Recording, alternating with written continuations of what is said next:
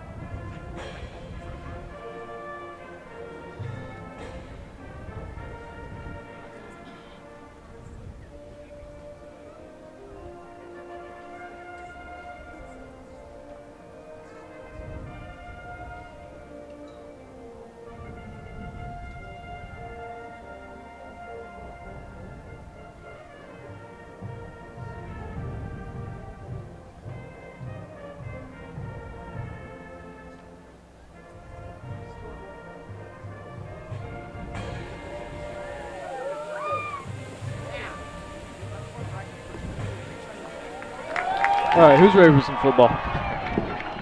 So tonight, we have some key players to watch on both sides of the ball. Starting with West Linn, we have number 2, Tim Tawa, starting quarterback, junior, 6 foot 171. Tawa is a standout baseball player at West Linn, as he is already committed to Stanford to go play baseball for them. Next, we have wide receiver, leading wide receiver, and one of the top wide receivers to watch in the state, number 5, Cody Coppage, senior, 6'3", 187 pounds. Next, we have one of the most standout defensive backs in the nation, and one of the top of his junior class in the state of Oregon, number 70, Elijah Molden, defensive back and running back, junior, 5'11", 184 pounds. He has multiple offers from Pac-12 schools already, and he's already a junior, so probably more to come. Yep. Now on the other side of the ball, the home team, your Oregon City Pioneers. Looks like Oregon City will be rotating 2 different quarterbacks tonight. Instead, we start in the backfield. Recently winning his appeal this week from the Mount Hood Conference to be eligible for his senior year, number 5, Connor Mitchell, leads the backfield, 5'8", 190 senior. We're going to have a big night. And the only Division I commit so far on this team, we have number 6, Trevon Bradford, 5'11", 185 pounds. Trevon is verbally committed to Oregon State. Next, we have number 11, Sam Mons. Sam holds multiple offers from a few D1 schools, including Wyoming, Air Force, and Portland State. Next, we have Riley Rexine, one of the 2 quarterbacks who will play tonight. He is the senior quarterback. The other quarterback will be number 8, junior Daquan Dennis Lee. Last but not least, we have number 20, Kiave Dennis Lee, who also holds multiple Division I offers, including a pair from Wyoming and Air Force. Last but not least, tonight's game is brought to you by Thomas Beck Insurance. Thomas Beck Insurance Agency supports Oregon City athletics and is your place to go for auto, home, commercial, ranch, farm, and farm insurance. Call Thomas Beck at 503-266-3566. About at 1:30 to go here before the game starts, and we have the coin toss. So Archer, what are your expectations for the night? Well, it'll be really fun to watch how the 2 quarterbacks go at it tonight. Obviously, no name starter yet going between DQ and Riley. So I think DQ is going to start the game by taking the first couple drives. So we'll just have to watch that and how they play, and hopefully by the end of the night we'll have a named starter for the rest of the season. What are you looking for in West Linn? It'll be really fun to watch how Tawa plays. And how the running game plays, as I know they're doing a running back with the committee right now. Is a couple speed backs and a couple power backs. This will be really interesting to see who they have in on, first down, passing downs, third downs, goal line situations. It'll be a fun thing to watch tonight. I agree. Yes, West Linn will be rotating 4 running backs. West Linn will receive to start the ball game as Oregon City declined after winning the toss. So again, a few key players to watch on Westland will be, of course, number 2 quarterback Tim Tawa, and some of his favorite targets. Number 3 Connor Burgeon, 6'2", 184 senior. Number 5 Cody Coppage, 6'3", 187-pound senior. And then Elijah Molden in the backfield, the 5'11", 184-pound junior. The other running backs for Westland will also be number 1 Khalil Monson, senior. Dylan Tour, senior. Tyler Good, senior. So yeah, it'll be interesting. Like you said, 4 different running backs. Chris Miller always trying to keep fresh legs in the backfield. I don't blame him, though. When you have the talent that he does. It'll also be really interesting tonight to see how Sam Maughan, number 11 for the Pioneers, he creates a very big matchup problem as he easily. is 6'5". Yep. And it'll be interesting to see what size the Westland DBs are, and if they're able to cover him or not, and how they use him in the red zone. Kicking off tonight for the Pioneers will be number 7, Jordan Phillips. Deep returning for Westland, we have number 7, Elijah Molden, and number 21, Kawi Natasa.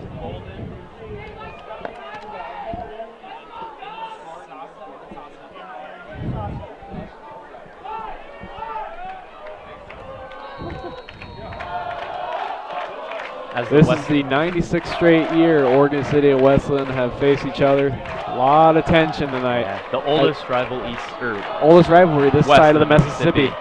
And here we go. Oh, so we get a squib kick. Oh, it's muffed. Ooh, Westland barely gets on it. Dylan Tour comes down. Starting on the 32. Not bad field position at all. Yeah, you're right. Excuse me, the 26. Oh, yeah, not bad. Yeah. As the Westland student section's already roaring. Yeah. Pretty good travel. Yeah, this is a lot of tension tonight as both teams have a lot of division players bound. Yeah. Big game to start the year, too. No, exactly, yeah. So Tawa will start in the shotgun with Molden along his side. Burgeon out wide on the bottom half of your screen, and Cody Coppage on the top. Tawa takes it. Oh, he's going to run with it. No, goes deep. As he goes deep on the right. He's got Burgeon downfield. And then tackled around the 10-yard line by number 24, Riker Daniel. Wow, right through the Oregon City coverage on the first play of the season. Wow. That was a great throw. That was great awareness in the pocket. Yeah, Oregon City had great pressure coming on the weak side. Tim noticed it, stepped up, and made a beautiful throw down the middle.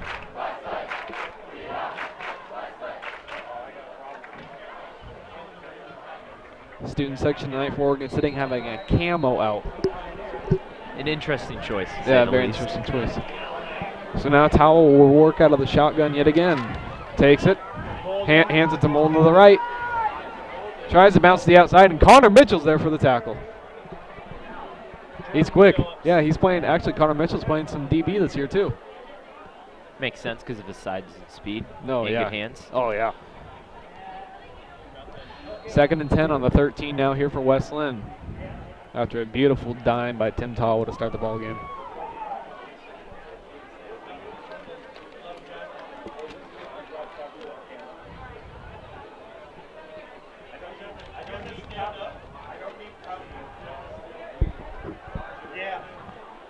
Tawa going empty backfield. We're going 5 wide. Looks. Hits his check down. Ooh. Very good. Taken down by Sam Maughan. Insasa with the grab. No gain. 3rd and 10 on the 13-yard line. Oh, 11, 3rd and 8. Okay. Oregon City trying to keep Westland out of the end zone. It's tough when you got a Stanford commit as a quarterback. True. I mean, it is. Very nice throw. I'm surprised David Shaw hasn't talked to him yet. Who knows? Maybe once he gets there. Oh, you never know. Yeah, exactly. Get a call up. But I mean, Stanford does have KJ Costello, one of the Elite 11 finalists, coming in 2016. Yeah. So we still have Elijah in the backfield. Yep. Oh, here's the draw to Elijah. And he is stuffed about. Fumble! Loose! Both sides are saying they have it. Oh, boy. Who has it? Who has it?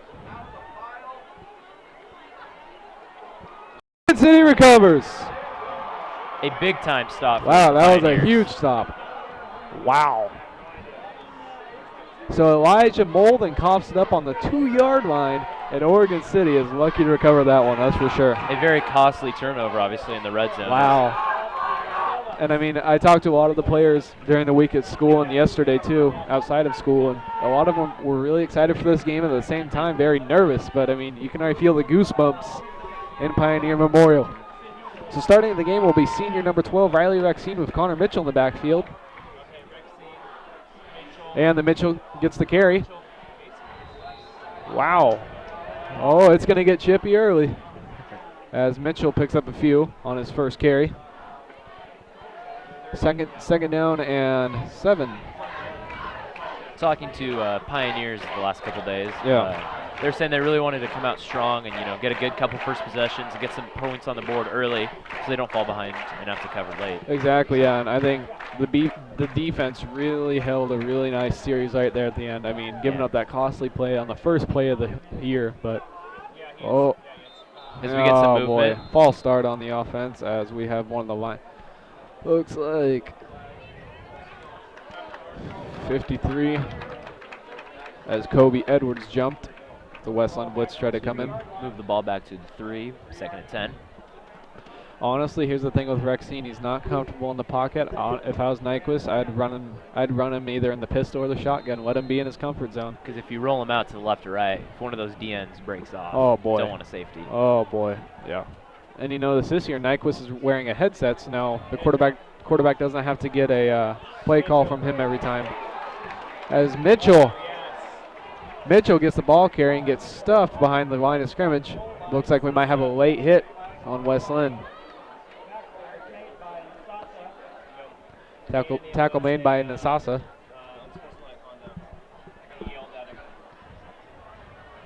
And here comes call from the official. Personal foul, unsportsmanlike conduct on the Lions. A big 15-yard penalty, first down, Oregon City. Very big break for OC, as it would have been 2nd and 12 from the 1-yard line. Or 3rd and 12, I apologize. Deep third down. Gives them a little bit of breathing room. Yeah. So now the ball will be on the 16-yard line here for the Pioneers.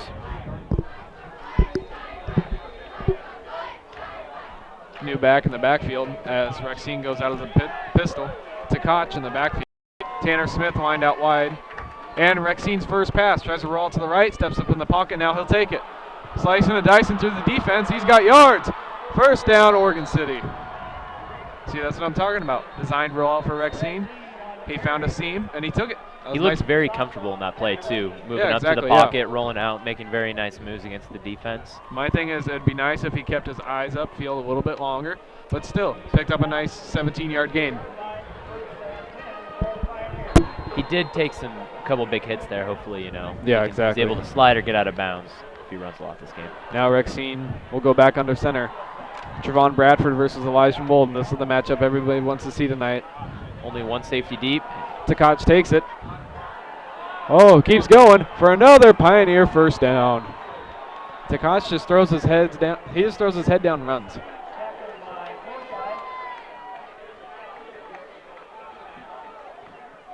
So it looks like Nyquist trying to keep some fresh running backs in as well.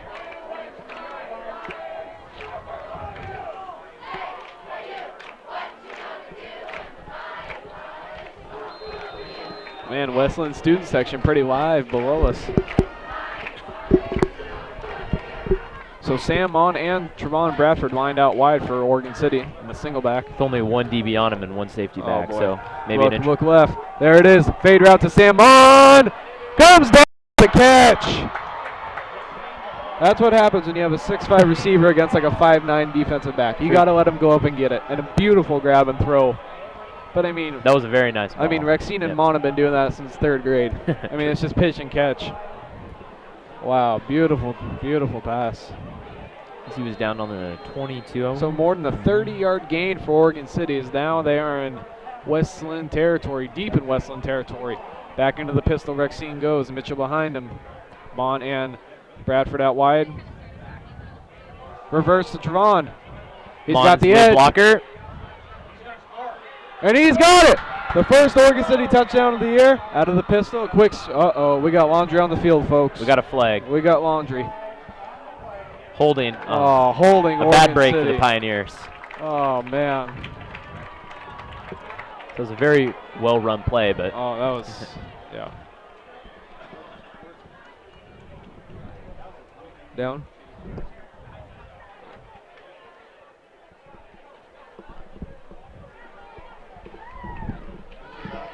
No, so that's mine and then that's his. Oh, my bad, my bad. My bad, yeah.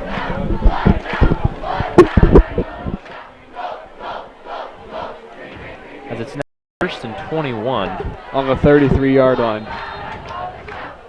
That was a nice play, though. A big setback, though, for the Pioneers. Now Mon and Trevon Bradford line up on the same side with Mitchell in the backfield.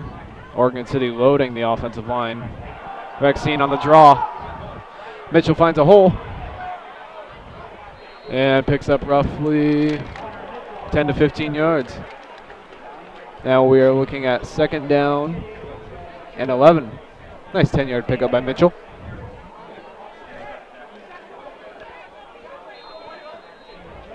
Pretty good play calling so far by offensive coordinator Gunnar Cederberg and Coach Randy Nyquist. Especially with the new QB, you're going to see a lot of Trevon and a lot of Mon tonight. Yeah, exactly. So they're obviously, two big targets, both. Well, I mean, and this is a matchup to watch right here, Molden versus Bradford all night. Fakes the pitch, hands it to Mitchell. Mitchell throws his head down and picks up about another 5. Falls on the ground. Oh, fumble. Looks like Westland has possession. I think he was down, though. They are calling him down. Yep, 3rd down.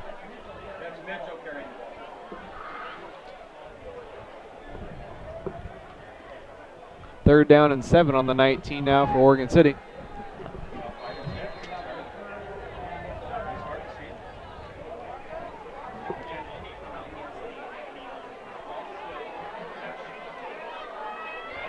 So we have Mon and Trevon going both out on the left side. Got the tight end lined up behind the O-line. Tanner Smith. Rexine rolls to his left. Oh, boy. Yeah, huge holding. Huge holding. See, that's what I'm talking about. As he fought at least to get a couple yards, but as this play's probably coming back. So there's a big hold on the D end. Yep. I wouldn't be surprised if Westland declined it, though. Make it 4th and 7 on the night. No, they'll take it, yeah. Yeah, they'll take it. Don't want to give him a field goal. Nope. That's another big penalty by the Pioneers. Two big, crucial. Oh, man. What is that, a pair of holdings? Yep. Yeah. Well, actually, that's 3 penalties on this drive. Yeah. False start and then a pair of holdings. So, I mean, there's 3 for 25 already for the Pioneers. The offense will definitely need some talking to after this. Oh, yeah. Can't give up this many penalties already so early in the game. Yeah, you can't make those silly mistakes. Yeah. It's early, though. Yeah.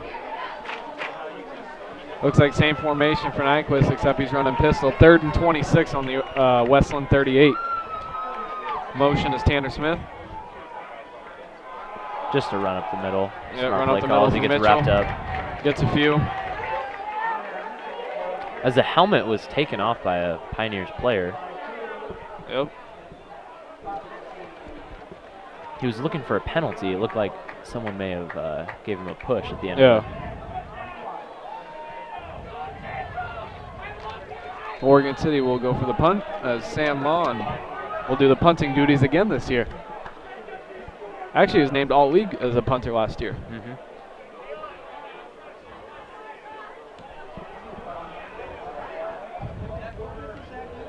Ooh. And Mon kicks it into the end zone for a touchback.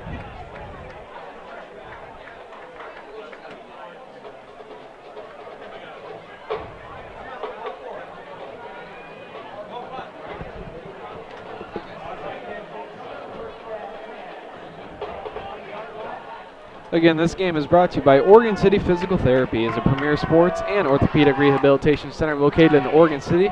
Give them a call at 503-655-4877 or visit them online at ocphysicaltherapy.com.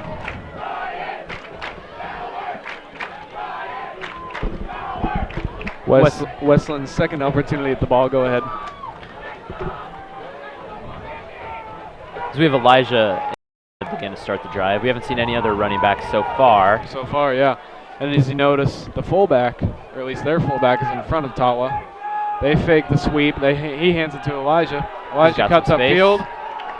And did he fumble it again? No. Oh, I thought I saw a pigskin come loose. Kiave Dennis Lee on the tackle.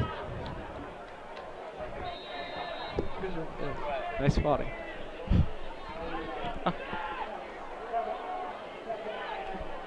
Second and 3 now on the 27 for West Linn, as we are still scoreless.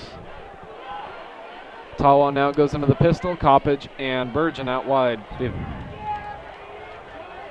Defense comes off. They were showing blitz, but Tawa steps in the pocket. And good coverage downfield by Phillips.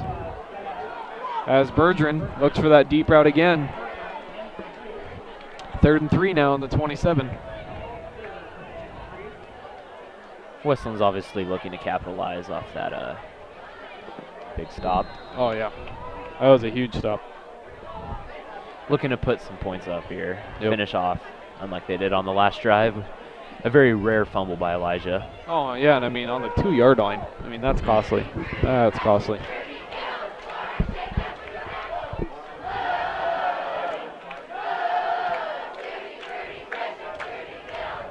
Elijah running 4 wide receivers with Elijah in the backfield. Rolls out to the right. Overthrows his receiver. Oh, boy. Oh, I thought we had some roughhousing in the backfield. And I think West Linn's thinking about going for it. It might be. So far, Tawa's really been targeting number 24, Riker Daniels, on the OC side. This is his first year as a starter. Yeah. He gave up a deep pass early, but he's looking to make up. Well, I mean, yeah, and Oregon City secondary is very thin at height. And Westland will go for it, 4th and 3 on the 27. And the pass is complete for the first down to number 28, Jack Holland, as Molden actually moved early on that. Looked like there was a little bit of movement, but yeah, Preston call that one. As we have a new back coming in, Khalil Monson, number 1 for the West Linn Lions. Big 6 foot, 183 back. They use him as more of a speed back. He was looking very quick during the pre-games. Yeah, he was. He was looking good during warm-ups. As Tawa will go out of the shotgun yet again, running 4 wide with Monson in the backfield. He'll hand it off, and he is stuffed by Oregon City. Sam Mon in there on the tackle. You'll hear his name a lot tonight. Yeah, you will. Punter, wide receiver, and he's playing some linebacker and a little bit of D-line. Make it 2nd and 9 for West Linn. And Tanner Smith, number 49 on the tackle, one of the top junior athletes at Oregon City High School. So 2nd and 9 on the 34 as we have roughly 3:25 left.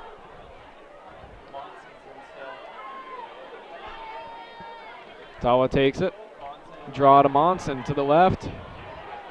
And he is stuffed in the backfield by a swarming of Oregon City Pioneers, including number 3 Tyler Dye and number 20 Kiave Dennis Lee. He fought back to get to the line of scrimmage, though. No, yeah. O-line wasn't giving him too much on that play. No. So Monson comes out and Molden back in at the tailback position as Tawa gets the play. And on looking at Oregon City's offense so far tonight, he hasn't targeted Javon Bradford through the air. He had the run that was obviously called back, yeah. The rushing touchdown, but especially with Mon lined up outside, it's big height. Tawa, play action to the pistol, targets Bergeron, and he's got a first down as he is brought down by Trevon Bradford. That was a nice comeback route. He knew where to go, passed the marker, got the first. As he was turning back, that ball was already coming out of Tawa's hand. Too. That was a nice design rollout by Chris Miller. 1st and 10 for West Linn on the West Linn 48. Now roughly 2:25 remaining. Molden in the backfield for Tawa, 4 wide. That is a very meaty offensive line for West Linn. Yeah. Tawa now a little roll out, halfback screen to Molden. And he is brought down by. Ooh, keeps on going. Stayed in bounds. Almost got the first. Yeah, and then finally brought down by number 20, Kiave Dennis Lee.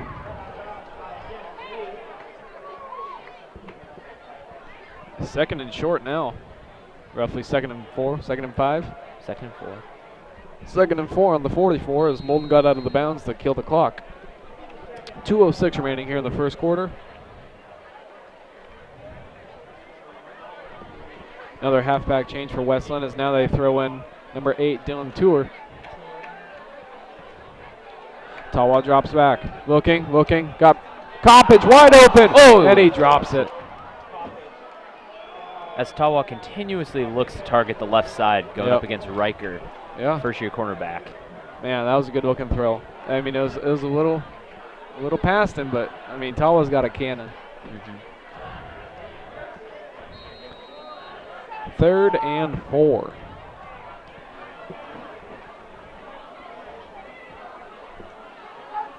Oh, now we're calling 3rd and 2. All right, yeah. All right, we'll call it.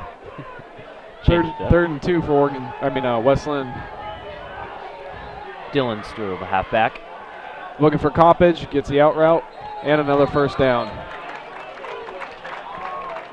He was pushed out of bounds by Connor Mitchell. A couple yards past the first down marker. Molden back in the backfield now for Westland. Tawa knew exactly where he was going. He got that snap. He knew where Cody was going to be. Quick out route. Just enough for the first. Him and his receivers definitely have a lot of chemistry. Obviously, playing together for multiple years. Well, I mean, and Tawa really led Westland in week 1 last year against Oregon City as they're rotating 2 or 3 different quarterbacks and 2 or 3 different running backs. Oh, looking for Coppage on the double move. Targeting right. Oh, man. That was a nice double move. As the Westland offensive line has really been almost perfect tonight with stopping the Pioneers, as they're getting no sort of pressure on Tawa tonight. Yeah. Trying to find the replacement for Chris Mangus, who now is playing for the Oregon State Beavers. Yes, walk on, yeah. Walk on, yeah. Big guy. Good for Chris Mangus. And then Hunter Knighton is actually playing some college ball at Lewis and Clark. And then we have, of course, Tommy Hamilton at Portland State. So Oregon City makes a quick change for Coppage as he just ran a beautiful double move. And Tawa hands it off to Molden, and he is stuffed again at the goal line. Brought down by multiple Pioneers, including number 49, Tanner Smith, right in there in the heat. Now about 2nd and 4 to go. The front 7 for the Pioneers definitely has done a really good job at wrapping up the backs tonight. It's the secondary that's hurt. It's the secondary that's been getting burned on a lot of plays and giving up a lot of broken tackles. Yeah, I mean a lot of mismatches, especially on Coppage. You know, it's kind of like the Sam Mon. Yeah. Tall 6'3" receiver, 187, going up against Riker, who is only 5'8", 155. So I mean, you got 5 or 6 inches there, and that's a big difference, especially going one-on-one deep ball, because obviously Tawa he'll put it where the receiver can go up and catch it. As he looks for Cody. Touchdown, Westland. I mean, a little shake and bake. He faced up with Kenshaw Sloan, ran a quick in-out, and there it was. As Tawa threw a strike. That was a good-looking ball. There's just no way with that kind of height on the receiver core and the lack of height in the Pioneer secondary. Yeah. He's just going to throw it up to him all night, and he can just go up and get it. Pioneers are definitely going to have to try to figure out some way to stop him. I mean, put Mon on him. Put big guy on big guy. Sam's athletic enough. You just wonder how much time he's spent as a defensive back. Yeah, exactly. Probably not too much. No. As he misses the extra point. Whiffs the extra point. 1:05 remaining here in the first quarter. Westland strikes first blood as they lead 6-0. So Tawa with a nice little 4-yard out route to Coppage. Tawa has definitely looked near perfect tonight, as he's only missed on a couple of throws, and 1 or 2 of them just being the receiver and able to pull it down. He looks like the kind of guy who's going to be able to lead this team all year. Smart in the pocket, smart throwing the football. He has enough. He's mobile enough to get out of the pocket. and he just has a great arm and a great deep ball. Yep.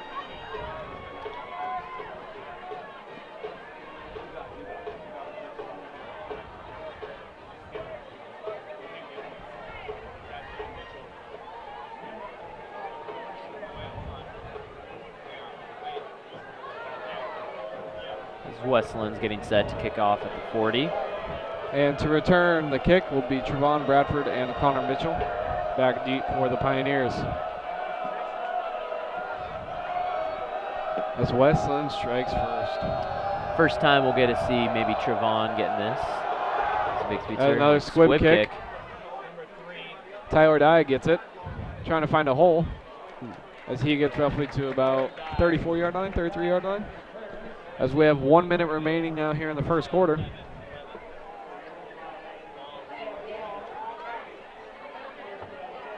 Now out for the Pioneers, a quarterback substitution as we now have the junior, number 8, Daquan Dennis Lee at quarterback.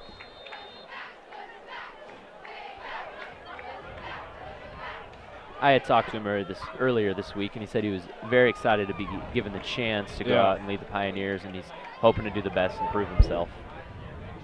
Oregon City 2 wide, Bradford in the slot. Ball lined up outside as he hands it off to Koch. And he almost gets another first down. Good gain of 5. Very nice gain.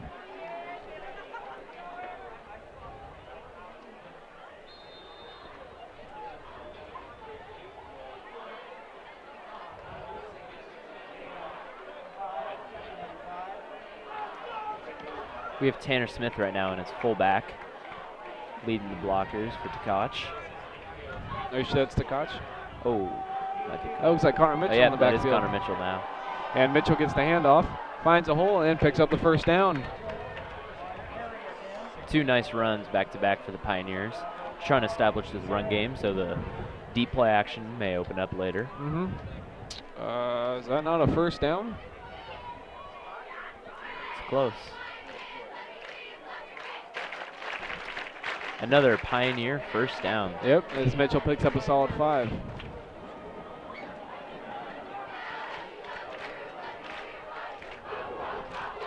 As it looks like they might just be running the clock out for the rest of this quarter. Slowly walking onto the line. And that'll do it here for the first quarter as West Linn strikes first. 6-0 as Tawa threw a nice little 4-yard out with just 1:05 remaining.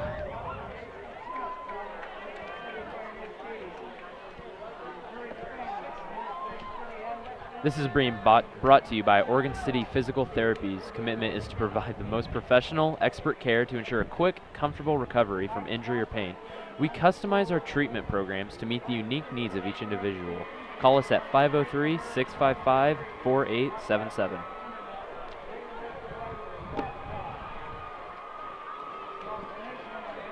Pioneers are obviously looking to be able to finish this drive as they've been stopped on the last couple and hopefully take the.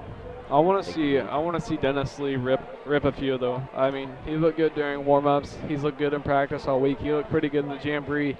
I say, let him run some play actions. Let him run out of the pistol. Get a feel for it. And I mean, he's a kind of quarterback that he can stand back there. He can take a hit. He can do a 5. He can do a 7 drop, or he can roll. For a junior quarterback in his first start, I think he can evolve a lot over the course of the season. And it definitely helps when you got Connor Mitchell behind you, and out wide you got Trevon and Sam to throw too. Yeah, you got speed and height, Yep. It definitely helps. Now Dennis Lee works out of the pistol with Tkach in the backfield. Trevon Bradford in motion. And Bradford on the sweep. Takes it upfield, cuts upfield for a nice solid pickup of about 7. So that's the second time we've seen that tonight. That's the first time it was called back. So the ball game should really be tied, or at least Oregon City up by 1. But because of a holding penalty, that touchdown got called back. Now 2nd and 3 on the 48-yard line. OC is definitely looking to reduce the amount of penalties that they've had. As the first drive, that really killed them. Yeah. Getting 3 penalties. Miscommunication there. as DQ is swarmed by West Linn Lions. Oh boy, that's not good. Just to confuse on the handoff. Yep. Loss of yardage there for Oregon City is now 3rd and 3 on the 49. Big third down for the Pioneers as they're at midfield. You can't, I think honestly, the way 6A football is set up right now and looking at the Pioneers schedule, you can't, running the ball the whole time will not win you ball games. No. You have to throw the ball. And actually 3rd and 4 on the 49, go ahead. And this being DQ's first game, they're probably looking to get him comfortable with a couple handoff, maybe a couple short throws before they really let it open with him and maybe look to throw deep a couple times. So we have a timeout by the Pioneers on the play, 3rd and 3. That'll be their first time out of the game.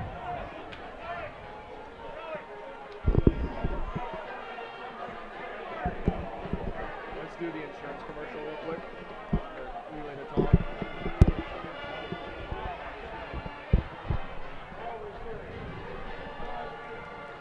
And again, this game is brought to you by Thomas Beck Insurance. Thomas Beck Insurance Agency supports Oregon City Athletics and is your place to go for auto, home, commercial, ranch, and farm insurance. Call Thomas Beck at 503-266-3566. The weather turned out to be good, fortunately. It was raining earlier today, but yeah, it was, a very nice night, cool night. Perfect September 9 for some football. So 3rd and 4 for the Pioneers on the 49-yard line. As Dennis Lee has Mitchell in the backfield, Bradford out wide, and Tanner Smith disguising behind the offensive line. If I can hear myself talk over the Westland student section. Definitely brought a very good crowd tonight. It's not too far of a drive. And fake handoff Dennis Lee goes deep. He's got he took a very big hit that forced that ball out of bounds. He had unfortunate break. Yeah, he had Mon downfield. He just threw it a little wide right. Now Oregon City will punt yet again tonight, as Mon will do the punting duties. The specialist, Mon. Yeah, he is. He does it all. Plays offense, plays defense, and he's the kicker. And very well, too. Oh, yeah. An exceptional wide receiver and a very good linebacker and D-line. That's a nice punt. And fair catch called. At the 13.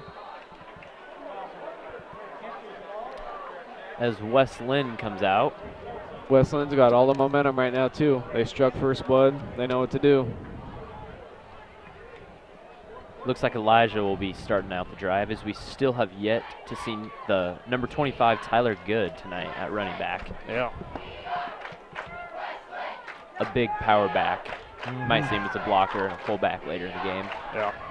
As they really haven't had too many short-yarded third downs that they've ran, so they just haven't needed him in yet. Exactly, and I mean, Chris Miller's really been attacking this young secondary, especially on that left side. Tall was really taking advantage of it too. He's got great chemistry with all of his wideouts, and he knows where to go. He knows where to put the ball. They trust him that it'll be there. So. Exactly. Now we have Bradford on Coppage on the outside, and it's a handoff to the left to Molden, and he is stuffed.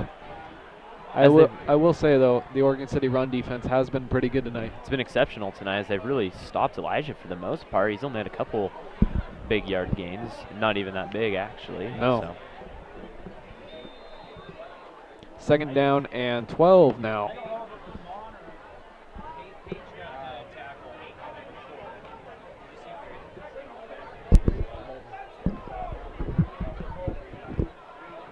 Molden in the backfield. Oh, 2nd and 13. Now Tala looks. Screen. Molden. Oh, makes a few Pioneers miss. And then he is stuffed back at the line of scrimmage. Looks like they actually may have lost a yard or two on that play. Oh, yeah. So we now have 3rd and long coming up. Tackle made by both Kiave Dennis Lee and Trevor Vandervoort. The run defense has done their part. Now it's time to see what the secondary can do. That's an obvious passing situation, unless Talo runs another draw to Molden. Which I've seen a lot. There's been a lot of draws tonight for both teams, actually, tonight. Yeah. And they both have worked pretty well. Yeah. As this point early in the season, you know, D-lines might not be prepared and ready for that draw. A really good way to go. Bradford on Coppage, one-on-one.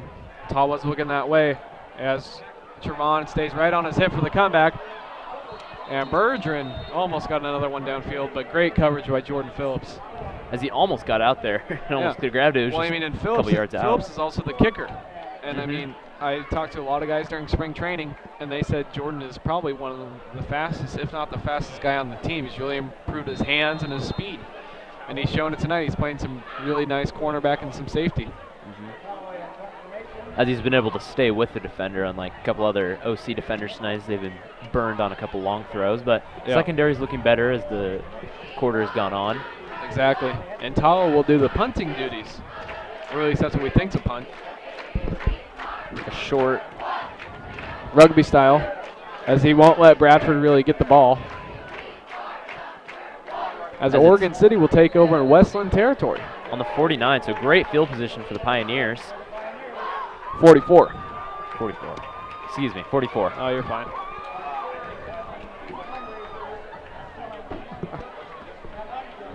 $8:59 left. Westland is still up 6-0. As we have Riley Rexine coming out and taking this drive, as the Pioneers have flipped every other drive, so it'll be interesting to see what they're able to do on this one, starting with great field position. There's 8:59 remaining in the second, looking to obviously put up points before going into half. Mitchell in the backfield. Rexine hands it to Mitchell. Mitchell looks, cuts. Bounces off the defender. Breaks keeps going and almost, actually, I think he's got a first down. Downed on the 32. A great run by Connor Mitchell up the middle as he let the blockers lead the way, stayed behind him, and then he bounced off as soon as he had a hole. Solid pickup of 12 yards for Mitchell. It's great to have him back. It is indeed. As when he came back, Richie Moxerat said goodbye and off to Clackamas. We'll see him in October. October 8th at Clackamas. That'll be a very good game. No, that's here, bud. Oh, that's here. Excuse me. Yeah. Yeah, we get to host them this year. That'll be a fun homecoming.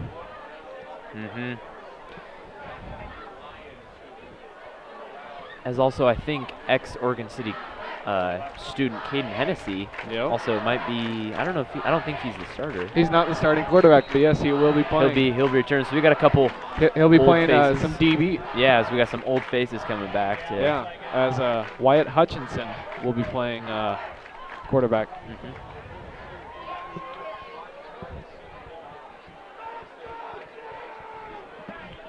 As we have 2nd and 11 for the Pioneers from the 33. Rexine rolls to the right, looking.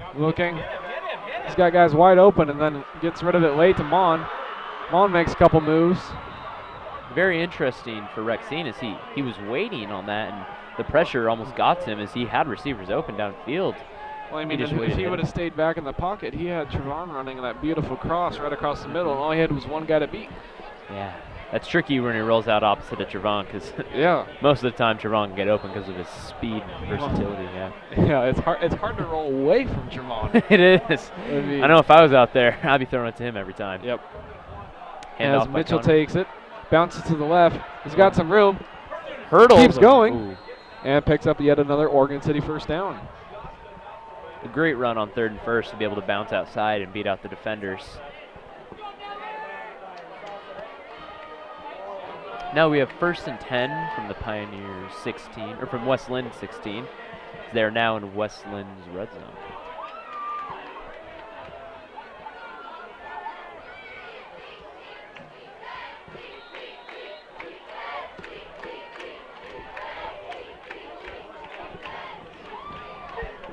Rexine yet again, single back. With Connor Mitchell in the backfield. Bradford out wide. Hands it yet again to Mitchell. Mitchell cuts up field, picks up a couple. If I'm Oregon City, I take a shot against Elijah. I see what he's really got. I throw it up to the Oregon State commit. Yeah, very surprising. I don't even know if Trevon is a target tonight. I don't know. He doesn't. Trevon does not have one target tonight. Very interesting. He's got a couple of runs, obviously 2 or 3, but one has been called back. He hasn't been very included in the offense so far, as it's been mostly Connor Mitchell and Sam Mon. Yeah.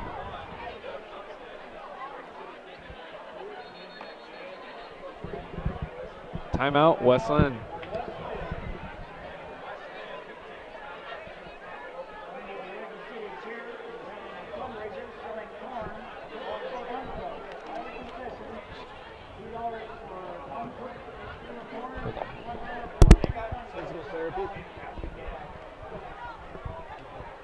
This game has been brought to you by Oregon City Physical Therapy. It's a premier sports and orthopedic rehabilitation center located in Oregon City. Call us at 503-655-4877 or visit us online at ocphysicaltherapy.com. So we have 2nd and 7 for the Pioneers.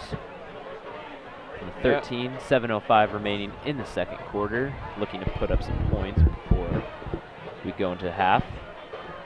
Yeah, I mean, it's really been kind of a pound and ground, kind of like that. But I mean, that's how Nyquist runs. I mean, that's what he did at West Albany. Is very successful. He had great, some actually the best running backs to ever come through the state, record-wise.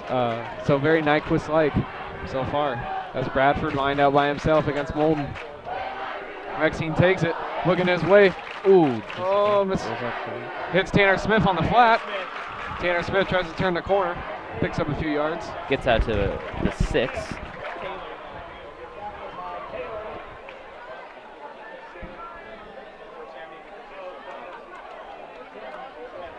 Now it'll be 3rd and short.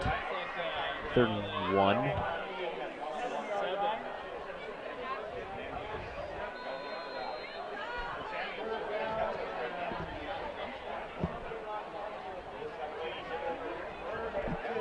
Third and 2 now on the 7-yard line. Connor Mitchell on the backfield. Javon on the outside against Elijah. Yep. Rexine hands it to Mitchell, and he will. I don't think he got it. It's close. That is very close. One of the line judges giving a little better spot, right on the 5. Yep, and we are calling it a first down. So Mitchell picks up yet another first down for Oregon City. If Elijah does choose a Pac-12 school, you'll see that Trayvon-Elijah matchup a couple times in college, which will be very fun to watch. Yeah. As we'll see Brady Breeze and Lamar Winston, Central Catholic versus Trayvon. As, 2 big-time recruits pulling in for the Ducks, 2 4-stars from Central Catholic. We'll see them week 3. So yet again, Rexine going out of the single back with Trayvon versus Molden out wide. Oh boy, and we got movement. Looks like the offensive line jumped. Yep. Andre on the field, it's the last thing we need.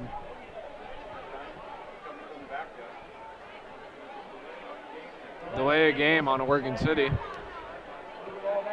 It's very interesting because in these red zones, they have a Trayvon lining up on the outside, but he's not running any kind of slants like a Brandon Cooks. He's running more fades, and that's definitely not his strong point since he's not very tall. It's his speed and being able to just flat out beat out the defender. So. I mean, I wouldn't spill any secrets too. I mean, just running fade after fade after fade because I mean, Trayvon does have the athleticism to run fades and go up and get it, but so does Elijah to go up and block it, which is the only problem. Exactly. Now Rexine goes out of the pistol as he has Mon and Trayvon out wide.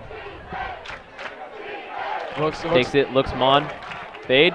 Ooh, overthrows it. As Mon actually stopped. Yeah, Mon stopped and threw his hand up. Yeah. Miscommunication right there from Oregon City. Now, who do you think has looked better tonight so far, Riley or DQ? We've Well, seen more of Riley, but not quite as much of DQ. Yeah, I mean, it's really hard to tell. I think we'll be able to tell early in the second half. I say let DQ get another series underneath his belt. Actually, let's see him throw the ball. Because he only had 1, but he was hit big, so. Yeah. We haven't really seen too much from him. I just want to see more passing by the Pioneers. I know. As Rexine takes the snap. Looking for Bradford. Ooh. Oh, yep. Oh. We got a fade, but way underthrown to the right. I think that was holding, though. Or, I mean, at least holding on Elijah. He was grabbing Trayvon quite a bit, but bump and run man-to-man, you can do that. So we've had 2 plays of continuous miscommunication of where the ball should be placed. Very interesting from Riley. As looks like the Pioneers will be pushed back yet again as holding on Oregon City. Another costly penalty deep in Westland territory that has just set him back. Something that has greatly affected the game so far. 15-yard penalty. 2nd and 25 now for the Pioneers.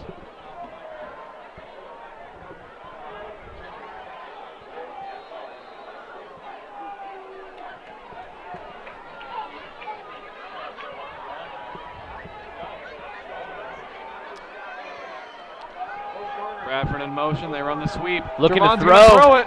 Now he may run it to the right as he's got space. Oh, Trevon runs Tucks it now to it. the right. He's got blockers ahead of him as he picks up some yards. I like the trick. Very smart play by Trevon as he rolled out to the left, but realized everyone was over there. Well, and was just covered. All he had was a target was Mon, and Mon was covered with by that about slant. 4 people. Yeah. So very smart play to just tuck it, run, and gain what almost was a first down. Or 3rd and 8. So he gained a lot. Definitely helps OC to give him another shot at scoring, and if not, a shot at getting a field goal. 3rd and 8.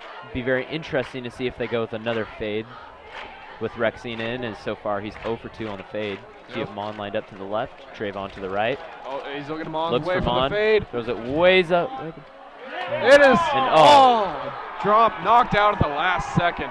Oh, man. A very good play by the cornerback. Yep. As knowing he didn't have the height, he waited till Mon started to come down with that ball, got his hands in there, and popped it right out. I mean, here's my thing, though. I think Rexine threw it too deep. He barely gave him room to come down. Yeah, he was right in that corner. Yeah, yep. Better overthrow and able to get it than his underthrow from earlier. Exactly, yeah. At least give himself a chance. Yeah. Last thing we need is Rexine throwing a red zone interception. As we now have this specialist, Sam Mon, in to kick a field goal. Jordan Phillips, actually. Or Jordan Phillips, excuse me. And Phillips nails it. Oh, no good to the right. Oh, no good to the right. As Phillips misses a chip shot 25-yarder. As West Linn takes over now on their own 8. As there's 5:54 remaining in the second quarter. West Linn 6, Pioneers nothing. First game of the year, but not quite as much offense as you would think. I mean, both teams have definitely had opportunities, but other than West Linn's 1 touchdown, neither team has really capitalized on any drives. Both teams have had many chances. But just costly errors by the Pioneers and a couple good stops by the Pioneers on defense to stop West Linn. Bergeron has it on the fly sweep. Ooh. Woo! And he is lit up by Sam Mon. Uh-oh. Pair of flags on the field. Oh, boy. Oh, boy. I think we might have some offsetting penalties. Or it's going to be a pair on West Linn.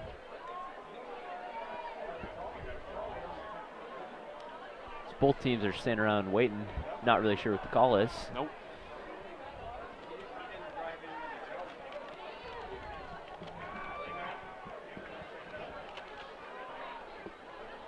Holding on the offense. And a personal foul on the Pioneers, offsetting penalties. As replay first down and 10 on the 20.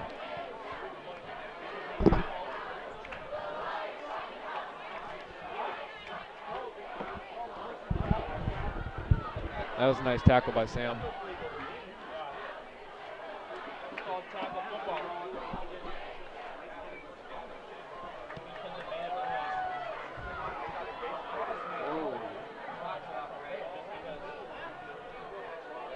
Tawa and Molden lined up side by side for West Linn, as West Linn has 4 wide receivers wide.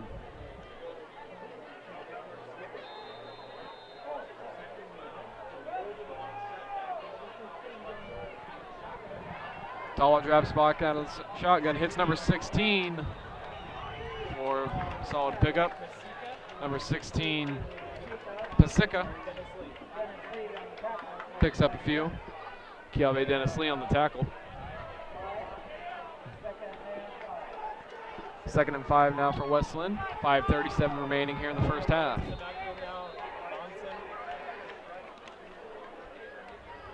Monson now checks in the backfield for West Linn.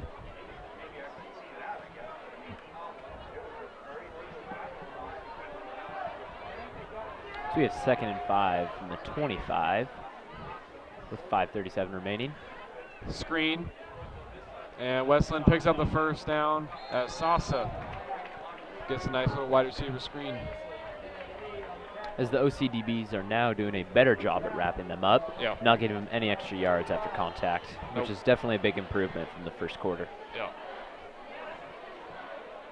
Yeah, West Linn, I mean, not a whole lot of tempo, but I mean, Tama knows where to go with the ball. He knows his playbook. Well, when you have one of the better quarterbacks and one of the better running backs in the state, you know. Well, I mean, or when your coach is a former NFL quarterback. That's also true. Yep. Know how to keep tempo and pace. So they're doing a good job just continually moving the ball. Bergeron and Coppage out wide. Tala drops back, searching, looking deep at Bergeron against Phillips. Ooh. And Phillips with a nice deflection. As Bergeron tried to push off, could have almost been offensive pass interference, but Phillips able to get a hand up there. A very smart play by Phillips as the ball was out of reach to be able to pick it off, as he just was able to get a hand on it at least to make the at least he got it away from him. That was nice. That was a nice play. A very nice play by Phillips indeed. As Connor Mitchell now comes up limping off the field for Oregon City. No pressure on his right leg, it looks like. Yeah. So he's holding his, what looks like it may be ankle. Ankle or knee. Ankle or knee. Definitely have to keep an eye on that. Keep an eye on that. Is walking over to the trainer's now table. Sam Mon will take his place as free safety. Thomas sets up the screen for Molden, and Tanner Smith can't wrap him up. Oh and no, he just keeps going. Continues to break tackles midfield. Oh man, I thought Smith had him right there on the edge, but Elijah just threw his head down and kept bouncing off Oregon City defenders. That's why he's one of the best running backs in the state when he can do things like that, just continually bouncing off players bigger than him. He just yeah, I mean he's one of the best, I say, two-way players in the state. As Oregon City this year only running 3 defensive linemen. Typically we see 4. Running a 3-4 defense. Yep. As they've definitely needed help in the secondary. Yeah. Get some nice cover linebackers in to help. Sam Mon playing some free safety. Tala play action, looking. He's got all day. Coppage wide open. As Bradford wraps him up. Wide open. I mean, Tala had all day. Yeah, that's the thing is the D-line has been great at stopping the run today, but they've had no pressure at all on Tawa all night. They'll definitely need to figure out something. I could have stood back there and make a sandwich. I mean, seemed like he almost had all day.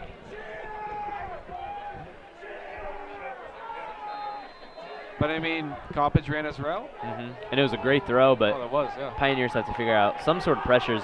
Because of them running the 3-4, it's not as easy to get pressure on him. So Monson in the backfield next to Tawa. 4 wide receivers. Tawa with the draw.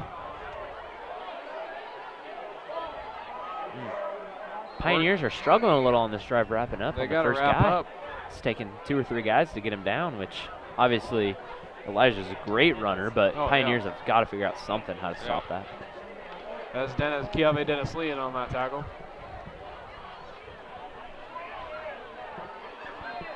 Molden back into the backfield for West Linn.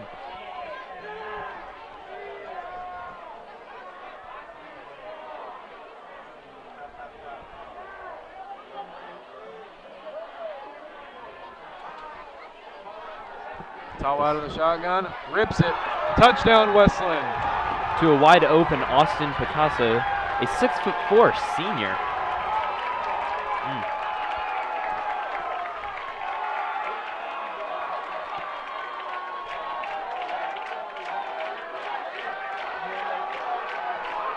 What number did you say that was? 16? 14. 16. Austin Pisaka, wide receiver.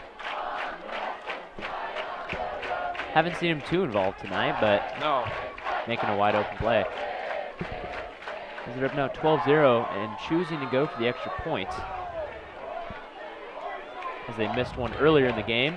Snaps off and almost blocked. Almost blocked. Oh. A great play by Jordan Phillips, who's really been having a great night tonight at DB and making great effort plays like that. Definitely be fun to watch him all year.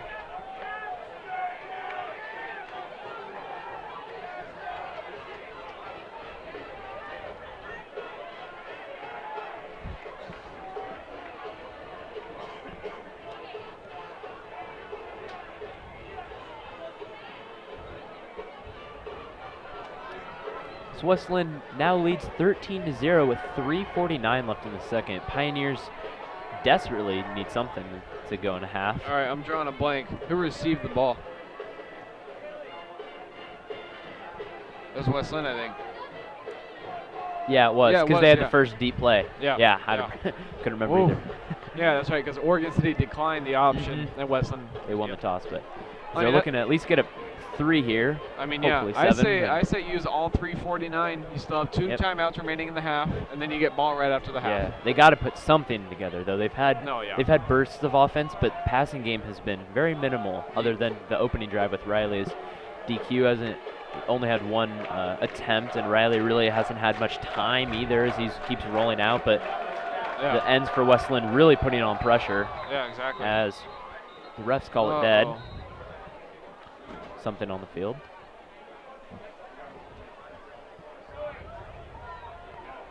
Not really sure. Me either. Refs are coming together, it appears. Oh, it was for an injury timeout as I think Mitchell had tried to come back on the field, but I think it might be his hamstring or his thigh. He might be cramping up. Oh yeah, that too. That's what it appears. Just as he hobbles off the field. Luckily, or it's good he's on his own 2 feet and not having help, but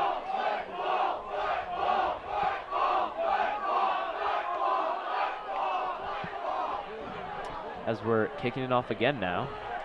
Tyler Dye and Trevon Bradford set to return for Oregon City. So you can probably expect another squib kick, having Trayvon, being such a dangerous returner. Kick it, and they try to get on Somebody fall on it, and Tyler Dye picks it up. And explodes through the middles. He almost had a hole, but luckily you've taken it out to the 35. Very explosive play by Dye. Oh man, I thought he was seeing daylight right there. It looks like it, but a good play by Westland to get a hand on him.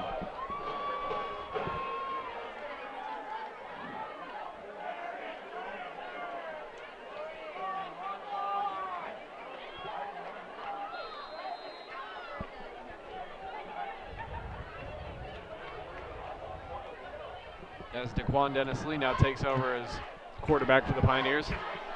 Mon and Bradford out wide. It'll be interesting because they're obviously going to have to pass it to get downfield. Here we go, DQ. Come back to Mon. Very nice throw. Mon with a couple fancy moves. Oh, he picks up a fumbles first it down. out of bounds. Fumbles out of bounds, still picked up the first down. And a very nice first throw by DQ as they're probably just trying to ease him into the offense. Well, I mean, you getting saw him comfortable. There. Took a quick drop. And he was focused on Sam the whole time, which is actually kind of bad. The last thing he wanted is him telegraphing his pass. Make a quick read to Trevon and Sam, but yeah, nice first strike, picks up a first down. Putting DQ in this drive is very interesting to me. I would have assumed they would have put Riley in since they're going to be needing to pass a lot, and his DQ just doesn't have the experience passing very much, but obviously he looks nice. Him. Yeah. Because they need to put up points. And out of the pistol, and Takach loses about 3 or 4 yards on the carry. It'll be second and about 15. Yep. See, now the pressure's on. So now it's on DQ. We're going to have to see how he can handle it. Yep. 3 minutes left. You got they need a touchdown. They need some sort of points. They can't give the ball back to Westland with a couple minutes left. So it's very interesting to see how DQ will handle this situation if he's able to execute and perform passes. 2nd and 16 now for Oregon City. 3 minutes remaining. The D-line tried to drop on. Dennis Lee draw to Takach, and he's cutting upfield. He bounces out. Is he breaking down the sideline? For a big Oregon City first down. Nice run by Takach. Good blocking downfield. I like that. The half bootleg draw. It's a nice play. Gain of about 25. Yeah, almost 30. So a great play and ran out of bounds. Good awareness. Now, with 2:48 left, it gives them time to be able to run the ball and throw, which is nice, obviously. Here's my thing. You gotta target Trevon more. He has 0 targets. Yeah. But no, I think. he has. He has a few. He has a few targets, but he hasn't caught a ball tonight. Because none of them have been on the money enough, even for him to catch it. Because if you even put anywhere near Trevon, he can go up and get it. He's just that athlete. As Dennis Lee looks for Mon again. Mon makes a move to the outside. Working on the sideline for another Pioneer first down. Ooh! Oh no, Sam goes out of bounds and takes out someone on the sidelines. Oh boy. Making sure she's okay. Ouch. Yeah. That's why you have to be very careful as a spectator on the sideline. Very. I've almost got taken out. Especially when you got Sam on coming at you. Oh man. 6'4". Full blast. Huge. We hope she's okay, as there's a small group huddling around her right now. That was, wow, that was bad. Sam is not a small guy. He is not a small guy. And when you get him running at full speed, that's... He was flying because he also got pushed out of bounds too, so all of his momentum was falling forward as he couldn't stop himself. And we'll have to hope that she's okay on the sidelines. I'm just glad none of that track starts right there.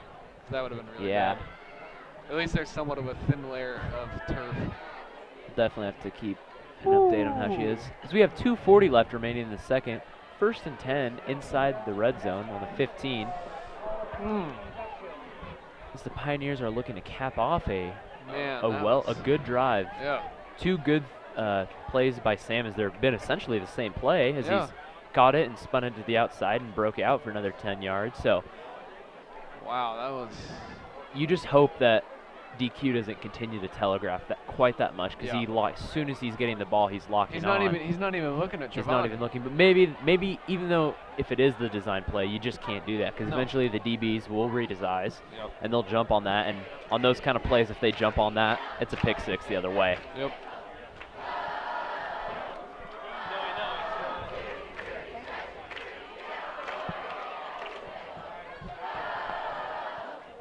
They're calling a timeout. The girl still is down on the sideline. Let's do the insurance. Yeah, insurance.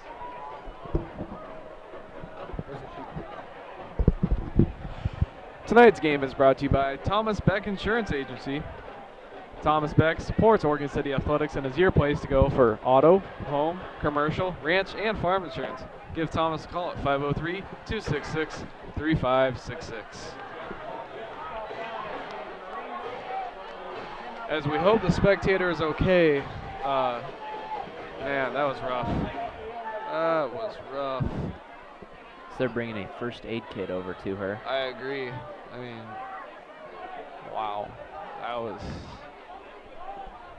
Thoughts and wishes going out to her right now, as we're obviously hoping she's okay. You never liked any injuries in a football game, especially spectators on the sideline.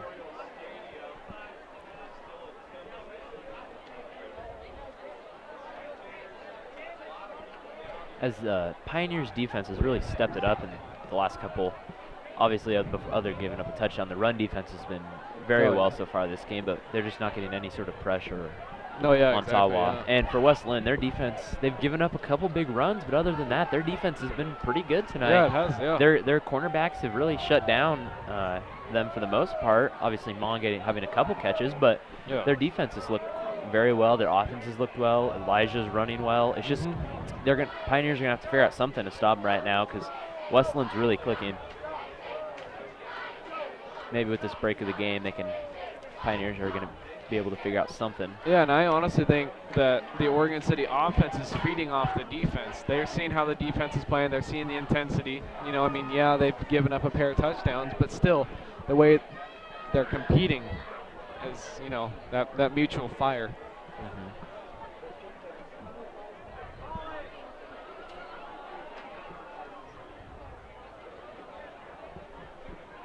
As the girl still appears to be down on the sidelines, we're hoping she's okay. This has been quite a break in the game.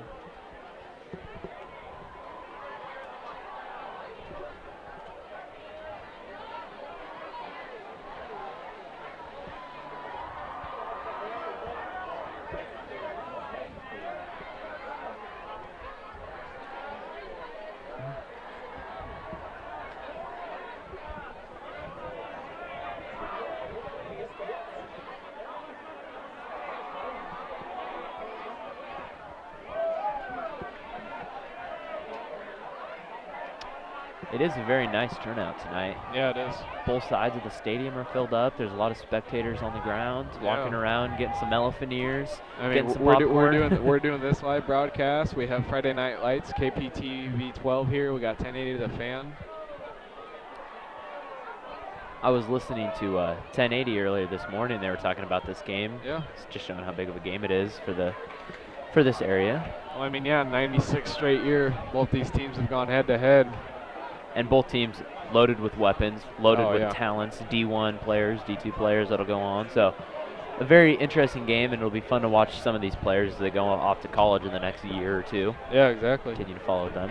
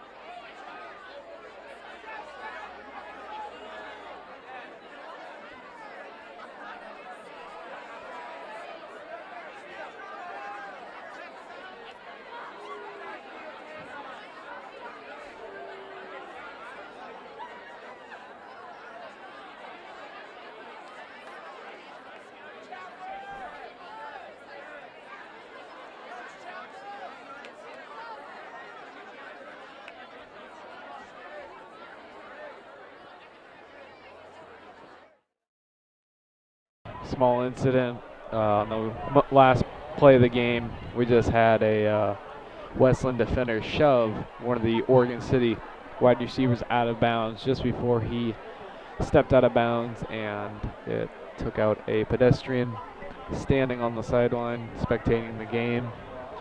She's been down for about 15 minutes now. We're hoping she's okay as the paramedics have just arrived to help her off the field. 2:40 remaining here in the first half as Westland leads 13-0.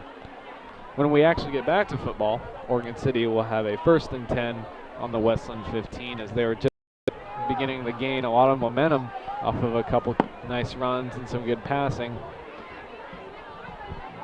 We're here for football, but safety's always number one. No, exactly. Exactly. Our thoughts and wishes definitely go out to her and her family right now as paramedics are helping her up. Watching her, she was laying out flat for a while, but then she brought her knees up, and it looked like she was moving a little bit, which is a good sign. That is a good sign.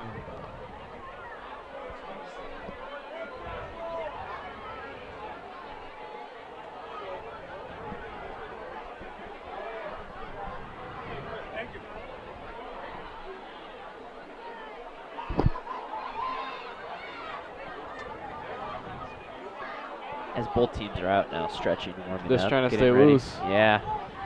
So OC was driving down, but the incident happened and taking a small break from play right before halftime.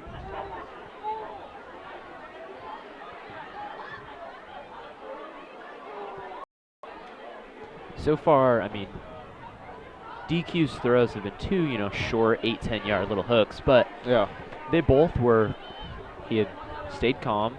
His feet weren't moving. Yeah. Stayed in the pocket. Wasn't worried about pressure coming off from the backside. Too quick. He gets rid of the ball quick. Both were pretty accurate and just good throws. And hopefully we'll be able to see more of him in the second half as Trevon gets more involved and we actually see a couple deep throws. As Pioneers just haven't had that, and we've had our run game has been established, but to keep the run game going, you really have to open up that deep threat, and it just hasn't been there so far. Yeah. In red zone, the Pioneers just haven't been able to finish, as we've had two crucial penalties that have set us back, two holdings that have put us back 15 yards. One of them was called back on a touchdown. Yeah. The other was a short run up the middle, could have kept us at least in field goal range or even another chance at a touchdown. But Pioneers definitely looking to get rid of that as Tawa looking to stay loose, but he can't find a ball he likes.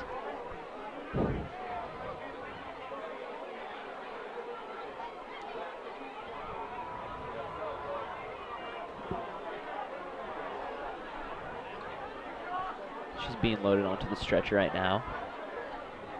The girl who's taken down.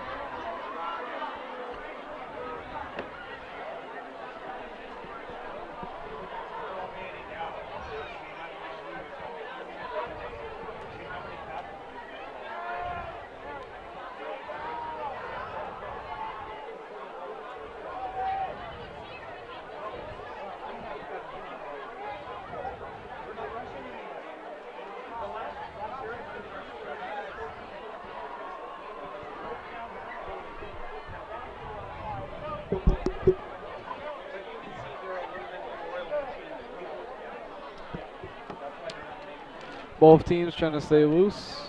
We have Tawa down here on the sideline warming up to what looks like to be an assistant coach. As both teams are just doing some light little footwork and things just to try to keep warm, as there's still a lot of time to play left in the second quarter, 2:40. Yeah. A lot of stuff can happen, Oh, yeah. Especially the Pioneers being in the red zone, 1st and 10 from the 15. Yeah. Both teams are looking for a big momentum push, as after this the incident, all momentum was pretty much lost from West Linn. So both, Pios can strike a quick touchdown here. Obviously, West Linn will come back out the ball. The Pioneers their defense would hopefully be a little pumped up, be able to stop them going into half, as the Pioneers do get the ball to start the third quarter.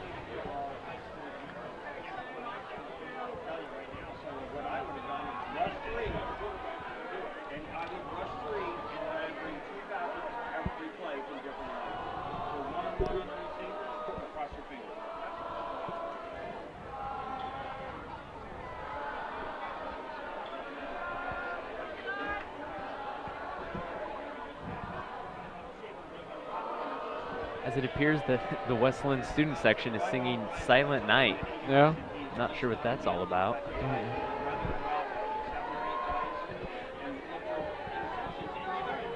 And she is now being. Oh, nope. No, they're getting the. Yeah. Out the stretcher on the wheels and her up. We're obviously hoping for the best for her and her family. Yes. So you never like to see plays like this happen in any type of sporting event. Absolutely not.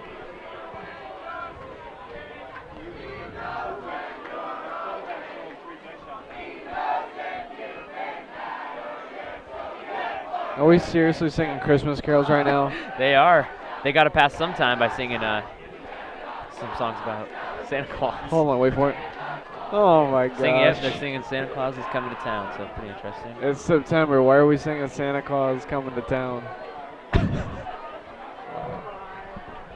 I mean, when big injuries and long breaks happen like this, yes, you can get really delirious.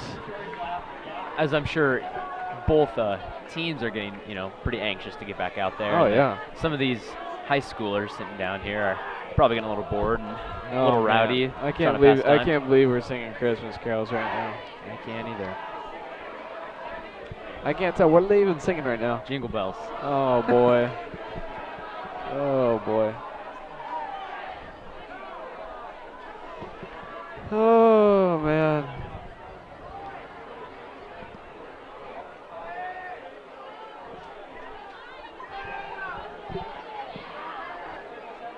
So West Linn is now finished from doing their little warm-ups, and they're heading back over to the sideline to get ready. Same as the Pioneers, as it appears that the lady down there is now on the stretcher, and they might be loading her up soon. Obviously, with stuff like this, football isn't the top priority, so they just need to take their time and safety keep her first. safe. Yep. No need to rush, as we got lights here, and we can play here all night. So. Yep. Now we're singing Happy Birthday.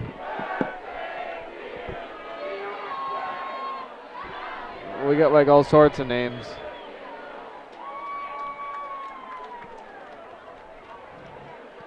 So we just heard the West Linn student section singing Jingle Bells.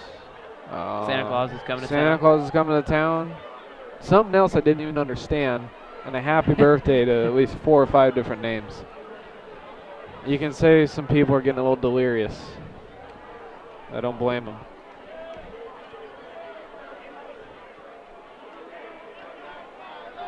As it looks like football will be resuming here shortly. Yep. As the young lady is being loaded into the ambulance right now. Taken off. OC offense is out on the field, same as West Linn defense. Yep. Getting ready.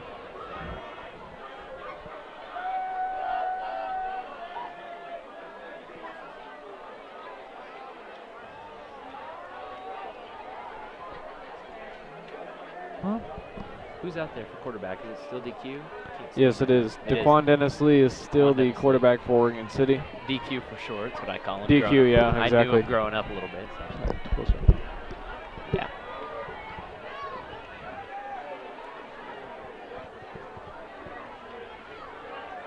Because both teams, I'm sure, are pretty anxious to get back out there and play. Yep. As it's almost getting to 8:30, but we're not even at halftime yet, obviously, barring that injury, which took the whole thing took about 25 minutes, almost 30 minutes. So, obviously, our thoughts go out to her and her family as absolutely, we hope for the best, and just hope that all that was precautionary, just to make sure she's safe. And the ambulance is now exiting the field, taking off.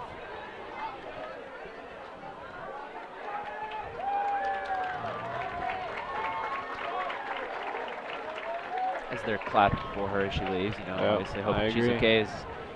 As I think it was actually a high schooler, it looked like. I thought she looked older. I thought it was a mother. I don't know.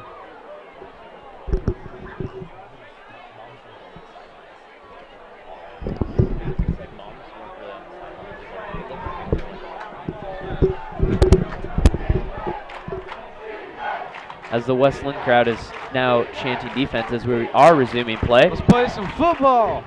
All right. As we have Danny DeKoch in the backfield with DQ taking the snap from the pistol. Trevon lined up on the outside, same as Sam on the right side, as Sam has a bit of a height advantage right here. Sam has in a one-on-one. Sam has like a 6-inch height advantage. So wouldn't be too surprised if you see DQ just thrown up. DQ, oh, as it's a DQ fake. fakes it to Trevon to the outside. Trevon Bradford on the sweep to the outside, and he is wrapped up. Had nothing going as that linebacker stayed put on the right side. Yep. Smart awareness play just in case, because obviously, Pioneers do a lot of that to Trevon. Trevon just hasn't had too much tonight going for him other than his touchdown that was called back. Yep. He hasn't had any running room, which is, if he even gets a little bit, he's dangerous. Yeah, and a 4-yard loss there by Trevon. Now second and 13 on the 18-yard line.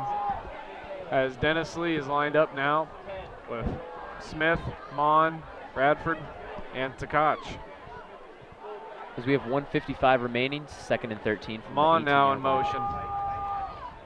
Power to the left as there Tkach is a takes flag. It as we have a flag on the field. Could be an offside or a false start.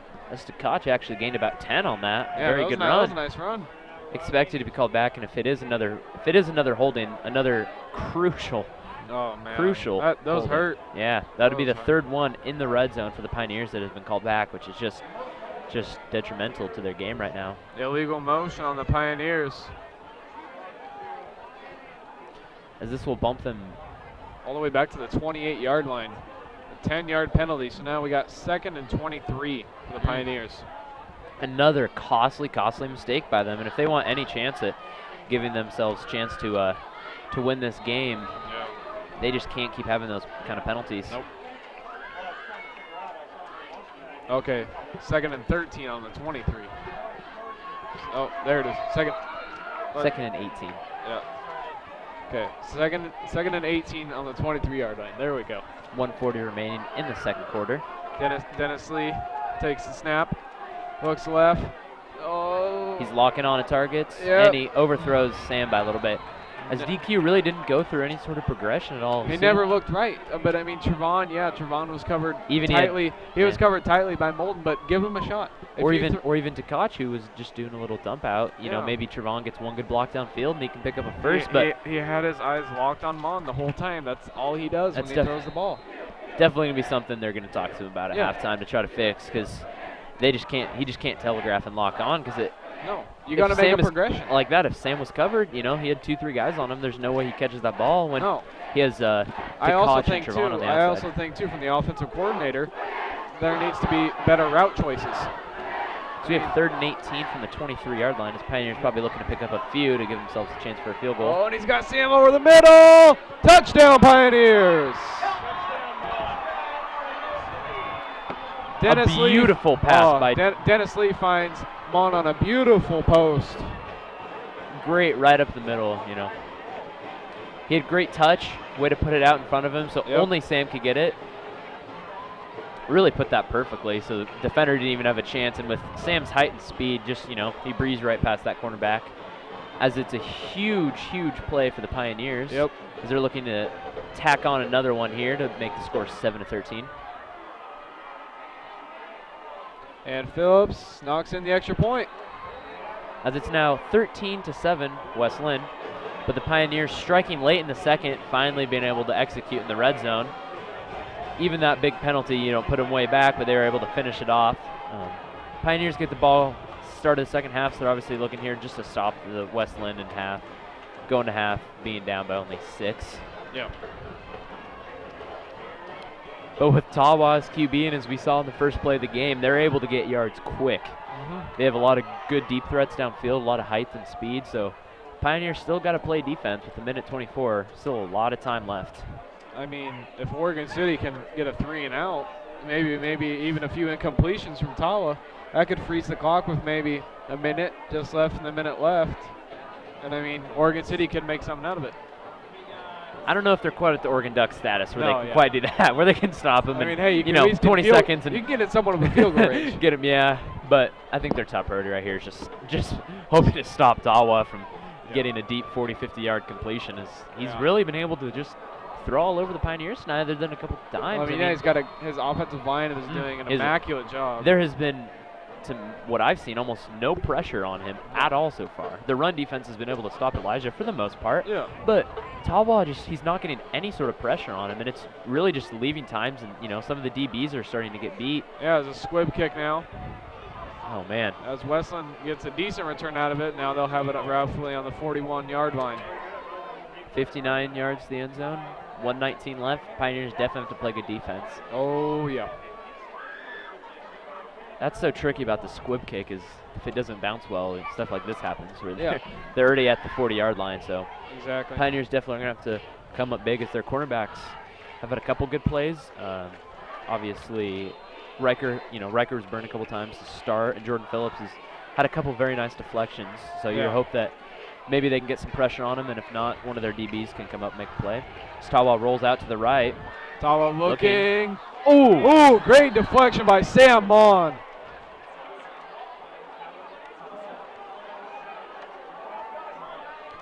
As the specialist came over and, you know, blocked that ball down. Good play. Westland obviously, you know, looking for some points here.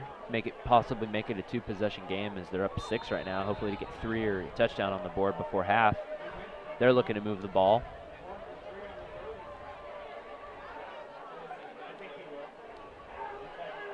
They'll probably look deep another time, and then they might go short just to try to pick up a first because they really probably don't want to give the Pioneers back the ball. So we have Tawa right now in shotgun. As he does a draw, hides it off to Elijah, bounces it to the outside, and wrapped up for a gain of no gain. Again, run defense coming up, but there is a flag on the field. Hey, and I mentioned this is the Great American Rivalry Series game of the week. Oregon City Westland, 96th straight year. Now we have just roughly 1:04 remaining in the first half as we got. We have 1st and 10 with 38 seconds remaining. Not sure quite how good of a kicker they are, so they're probably looking to get it at least another about 30 yards or so. Get close to the 20. And I mean, the thing is with Coppage, most of the time he's always been by himself. He's always lined up by himself. Looking at looks another his way. Coppage on a slant. And Phillips never turned his head. Phillips tried to look out of the corner of his eye and peek where Coppage was going, and Tawa just locked his eyes on him. Because, I mean, Coppage has had a lot of either post or, you know, just straight up vertical or out routes. Or hitches or comebacks. Yeah, so stuff like that. So he wasn't expecting him to go across the middle, which is a good play. As Tawa hurries up the offense, no huddle. Oh. Refs call it dead.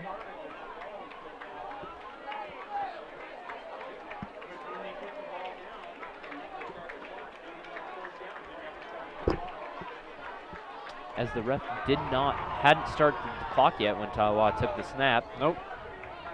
So 33 seconds remain as Westland knocking on Oregon City's door on the 23-yard line. As on the sideline, we have Camden Nemec, number 27, trying to warm up in case he is called in to make a deep field goal. Yep. Oh.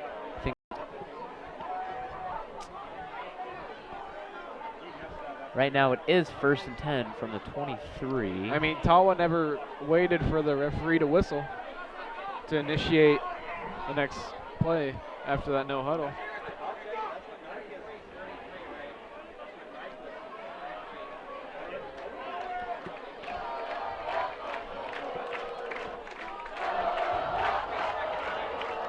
As the Westland student section is now roaring. Obviously hoping that their team can punch one in going into the second half to give them a nice, comfortable 2-possession lead. As both teams have played pretty well so far, and both teams have an opportunity to win. As now we're underway. Okay, now the clock's ticking. 30 seconds for Tawa. We do have Elijah in the backfield. They might be running a And screen. he's looking. Coppage. Oh, right through his hands. Oh, man, that should have been 6, but I'm glad it wasn't. Man, Tawa put that on the money, but it was just off Cody's arm. Oh, man. Truly a great throw by Tawa. He's had a lot of he's really good at putting it right there for the receivers, but a very unusual drop for Coppage. Yeah, that was... As he had burned past the defense again. That was a money ball.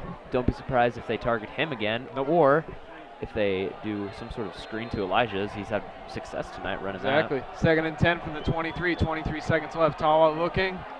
And he hits his check down route, Molden, and he picks up the first down as the ref had gotten in the referee way gets trampled by one and of was taken out, and I'm sure he's going to be hurting in the morning. as if that ref wasn't there, he may have been able to wrap him up behind the first. Yeah. Yeah, behind the first down. So pretty big play.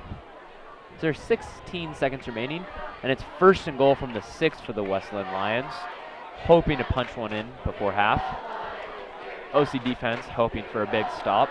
Yep. At least hold him to a field goal. So, because we have Tawa in the backfield, or no one in the backfield. Empty set. Empty set. 5 wide. Tawa takes it, looking for the fade. Fires an incomplete as he looks for Coppage. Phillips with the breakup. Another breakup by Jordan Phillips. Playing some good coverage Very tonight. good with his hands as he's able to just to punch that ball out. He's had a couple good stops so far. Yeah. That is now 2nd and goal from the 6 for West Linn. 12 seconds remaining, so they have time for a couple more plays. Wouldn't be too surprised if they tried out a run once. They have. I would. I mean, Elijah. I think they have 3 timeouts too. Yeah, they have almost full timeouts. Tawa rolls out to the left, looking. Shove off by one of the receivers, and Bergeron gets it off to shove off. 4-6. A very well-ran play rolling out to the left is that. I think it was. The wide receiver had a nice little corner out, left himself wide open. You see that play a lot at this level. Good play.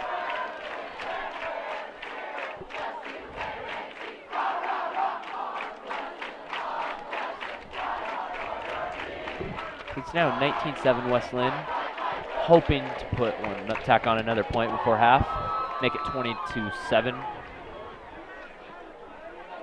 Kicker lines up. Andy. Ooh, almost another block. Just gets it. West Linn up 20-7 with just 7 seconds left here in the first half. Oregon City, though, does receive the ball after the half, which will be much needed. They might have one more chance. Maybe we'll get to see DQ show off his arm strength here. They get some good field position on a Hail Mary. Not quite sure how far he can throw. They might run, They might just run the ball, but you never know. Kneel it and have a good talk during halftime.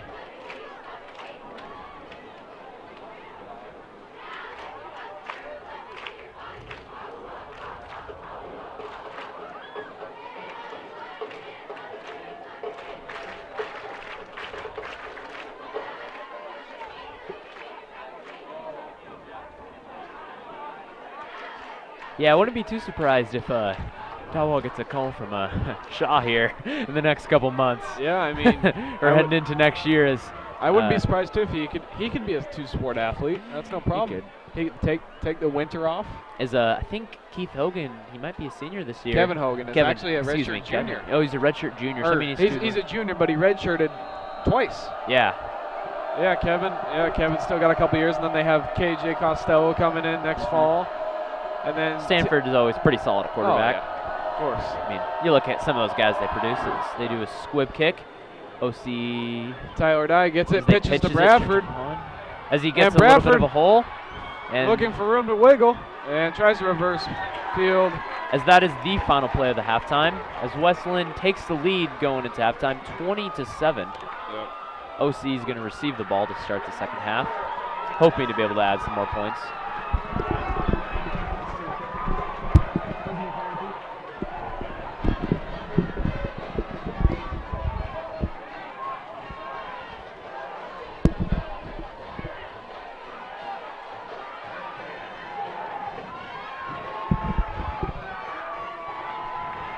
And now as we head to half, this game is brought to you again by Oregon City Physical Therapy. Oregon City Physical Therapy's professional staff is committed to working together as a team to exceed our patients' expectations by helping them to feel healthier, stronger, and pain-free.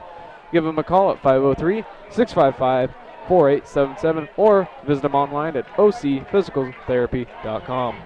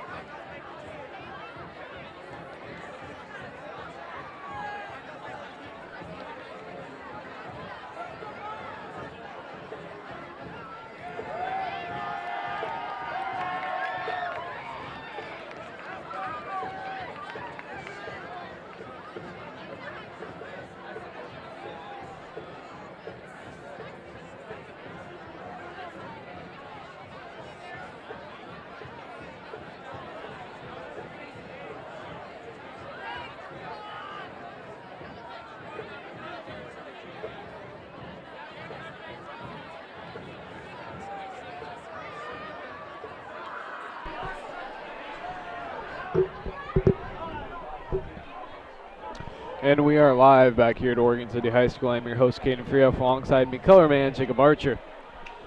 So to start the second half, Oregon City will receive the ball as Westland leads 20-7.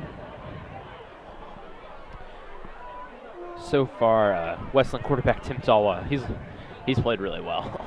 Almost all of his throws have been on the dot. A couple of his incompletions have been just because of his receivers. On the last time, he had a deep 25-yard slant for a touchdown, but his main target, Cody Coppage, dropped it surprisingly. One of his, you don't see that too often. Yeah. No, I'm really surprised Westland isn't up 27-7 right now. I mean, I'm still trying to figure out how Coppage really dropped that. I mean, the Pioneers, for the most part, they've shut down Elisha. Yeah. He really hasn't had too much space rushing. He has Wow. A good amount of yards receiving just off screens and stuff, but for the most part, his rushing just hasn't been there yet. And what are your keys in the second half for the Pioneers to come away with this? they need to put pressure. Yeah. They need to get pressure on Talwa. They've had no sacks. They've almost had they just have had no pressure on. The offensive line has just shut down that D line. Yep. Their run defense has been good. My one thing is on one-on-one coverage, especially with Coppage, he's pretty much just eating them up for the most part because of his height and speed. They might need to figure out double team, or also the Pioneer safeties also need to be able to help out some of those deep threats that are happening. What about you? Honestly, my thing is, put pressure on Talwa. Honestly, drop some delayed blitzes for the linebackers. Rush 4. I say throw 4 on the line. Go back to your basic 4-3 base and just start running delayed blitzes. Just trying to get pressure on Tim. And on the offense, and then also start playing zone where Cody goes. Wherever Cody goes, you have a man-to-man, but at the same time, you have a linebacker or a corner or a safety slip down and play a little double-team zone. Offensive side of the ball, you got to get more passing. You know, the run game's great and everything. We've been able to run the ball effectively, but you got to run some play actions. You got to spread them, go shotgun. Stop running the single back I form and pistol. You got to change it up.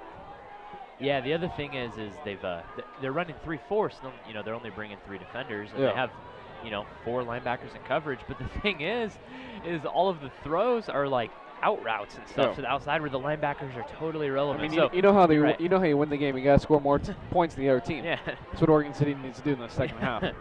Good advice. Yeah, that was good. Yeah. Yeah, the thing is the Westland wide receivers, all their throws for the most part are either deep slants where the linebackers are taken out, or little out routes like Oregon City's. That are pretty much taking out the linebackers. So I mean, so far, and the thing is they're not blitzing the linebackers. So the thing is they might need to start sending 1 or 2 of them and have 1 or 2 of them stay just to maybe try to get a big stop, a big sack or something, because they just got to change up something in the second half. And I do have an update on Connor Mitchell. It is a knee injury. Not clarified what it is yet, but it is his knee. Unlikely to return tonight. Obviously, we don't like injuries, so let's hope he gets back exactly. as soon as possible. And here we go in the second half. Little squib kick. Ooh. And Vandervoort recovers and does what he needs to do and just goes straight down with it. You don't typically see the first line taking it, but came right at him. Good hands, so. No, yeah, exactly. Because, I mean, if he would have let it bounce, Westland would have got it. Now so Oregon City will start. Yeah, Oregon City will start out with Riley Rexine at the quarterback duties on the 43-yard line. I mean, here we go. Oregon City running the 2-quarterback system, the 2-quarterback rotation. So Rexine will start off in the single back with Bradford and Mon. Elijah not playing as close to Bradford now. He's giving him about a solid 10 yards worth of room. Tkach takes the carry.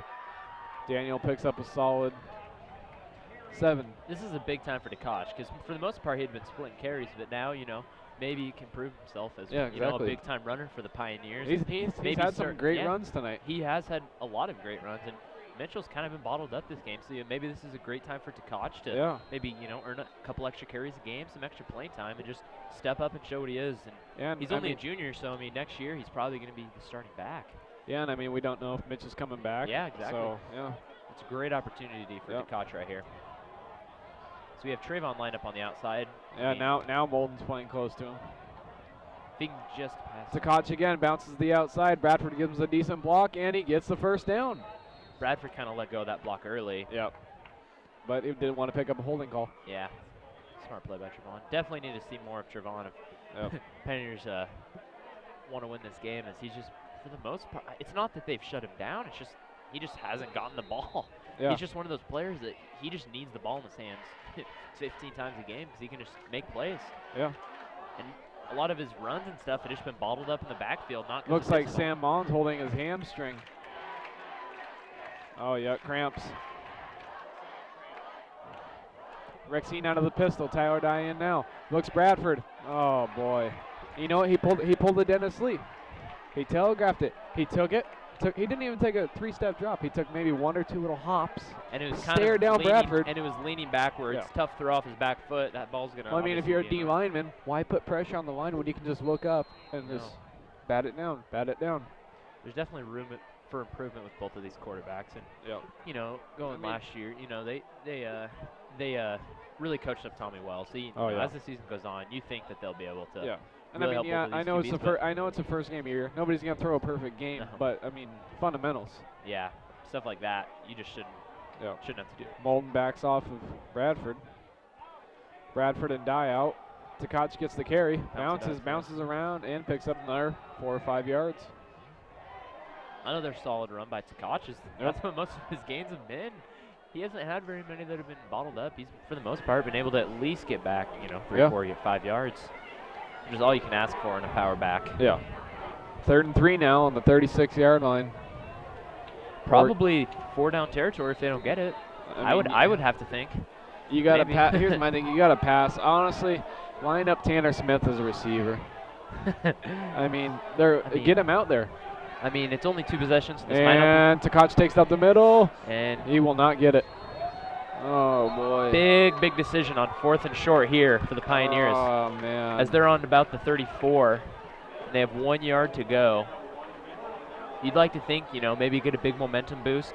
try to pick up a yard versus punting and pin them deep, because if you do give this up, West Linn has about field position they would have to start off the kickoff. So it's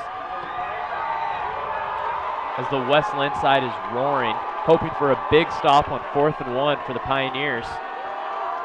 Dye and Trevon are lined up on the outside. Riley takes a snap, hands it off to Takachi. Takachi finds a hole and gets it. That was, man, that was risky whiskey right there, running the same play, 2 or 3 times in a row. Man. Gains about 3 to pick up the first, as it's now 1st and 10 for the Pioneers on their 30-yard line. That was big. They're dinking and dunking down the field. They just haven't had any sort of big play, so they just have had to get. And they've just been pounding the ground.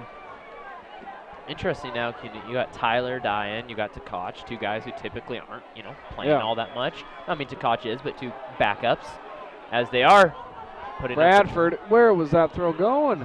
He put it way too far outside, and Trevon couldn't even find it. I couldn't even find it. He got cut up. He got caught up on the defender, and he had to go left around him, and that ball was obviously, placed on his right side. So just a deep overthrow and miscommunication, like we've seen time after time. Riley just hasn't been, his deep ball just hasn't been on it tonight. No. His fades and stuff.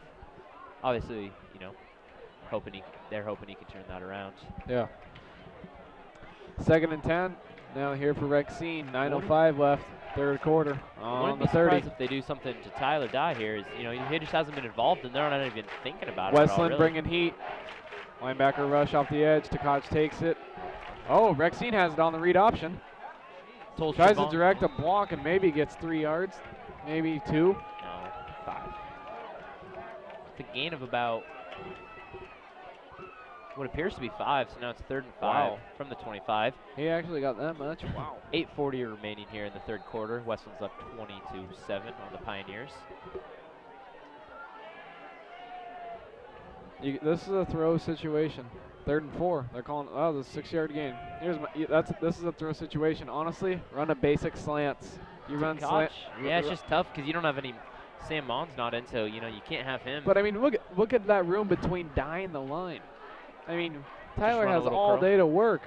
Oh, yep, play action. Tanner Smith, he's going to the fade route for Trevon. Oh, man.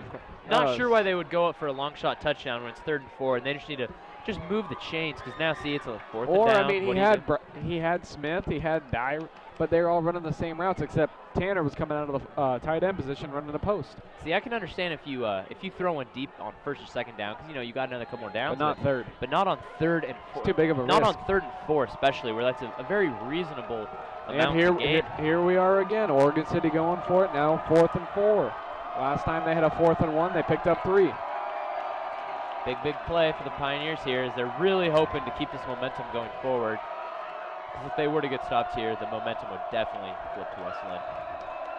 Look at it again. Dye has a lot of room to work. Oh, timeout. Oregon City. First of the 2nd half.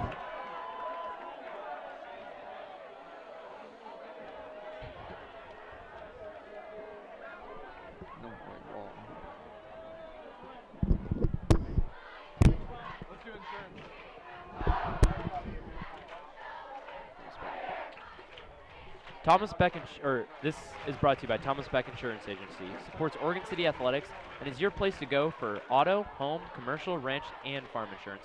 Call Thomas Beck at 503-266-3566.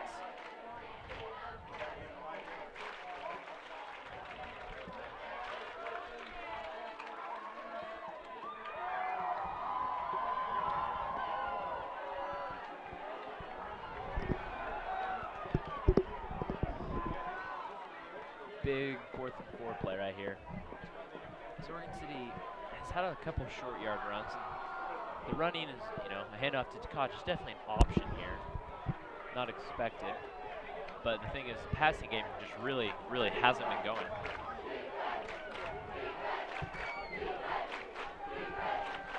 Definitely an interesting play coming up.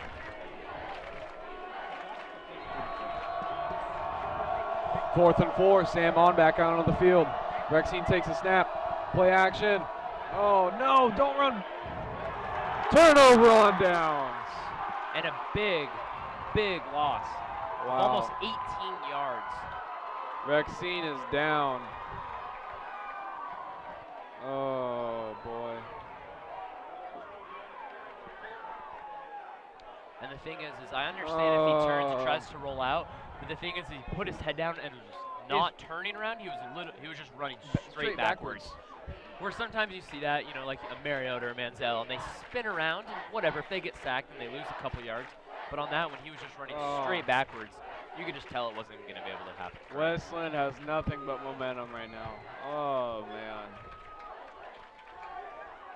A very, very good play by the West Linn Lions. And they brought pressure and broke through the O-line. And Rexine walks out underneath his own power. I think it's probably a concussion, if at the worst. Or honestly, I just think he's frustrated. That too. But I mean, I think he got pummeled. He got hit pretty hard. He probably got the breath knocked out of him, and he knew it was a big play. And giving it up on fourth, he's probably just was knocked out of him. But I mean, that time between the play action, that delay gave West Linn defense just enough time to run that blitz, and that's what caused Rexine to panic. Tawa fakes the screen, and he's going deep. Nisaka's got it for a big West Linn first down. Beautiful throw to Nisaka. The fake screen wheel. It's a beautiful play if it's run right. Only a sophomore coming in at 5'10". That was a on money throw by beautiful, Tawa. just nice loft, just a great throw. Uh-oh. It's coming back. Oh, what? Too many men on the field. West Linn. A humongous break for the Pioneers. Oh, wow. It was about to be 1st and 10 from the red zone. Is now West Linn is backed up all the way back to their own 35 as they were about to be in Oregon City's territory. All right. So we got to start counting now. So. And the momentum is they lost some of it. Now Pioneers are hoping to regain it back here. Wow. Hoping to make a stop or maybe a potential turnover.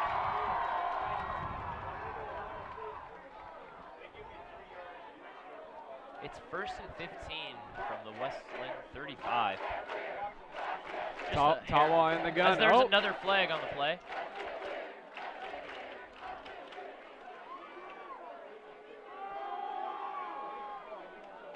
Illegal substitution. Backing them up even more. Oregon City's done good with no penalties this half. West Linn is struggling, just like OC was having in the first half. Especially at this level, you know, punchers might not always be able to kick it very far. So, you know, field position like this is going to be a huge thing. Definitely going to be a huge factor. 1st and 20 now here on the 30. Tawa looking for the... As they're bringing Tawa pressure. And he scrambles out of it and throws a strike to Burgeon for a big first down. See now right there, the screen wasn't there, but then he let the routes progress, and Burgeon found a nice cross, and even then, when Oregon City had pressure, I thought Tim was going down. They brought pressure. The thing is none of the defensive players could break off their own linemen and actually get a hand on him. Yep. And Tim is just an exceptional quarterback. Oh, He's so smart. So he's able to roll out. Great mobility. Throws, you know, across his body. Yep. To just a strike and a great catch also by Connor Burgeon. He really brought that ball down as it was a little bit high. Yeah. And able to fall forward.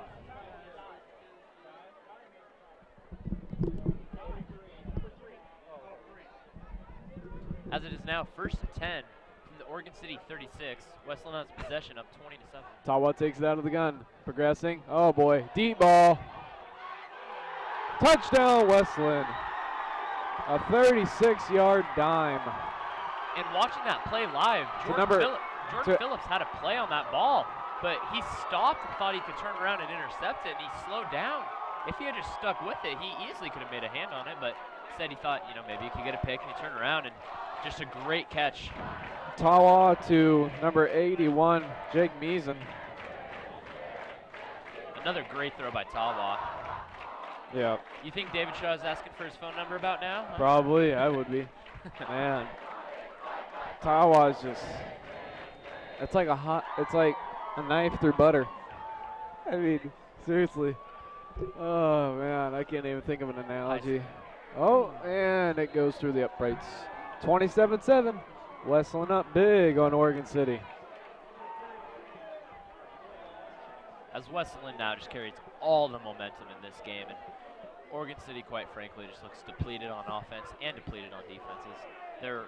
Westland isn't even running with Elijah anymore, as they know they can just continually strike against these DBs, and with a great quarterback like Tawa who can make that pass, why not just keep going at him every time? It seems like Miller's gone away from what they ran in the Jamboree with a lot of running, play action. Now it's just straight air raid.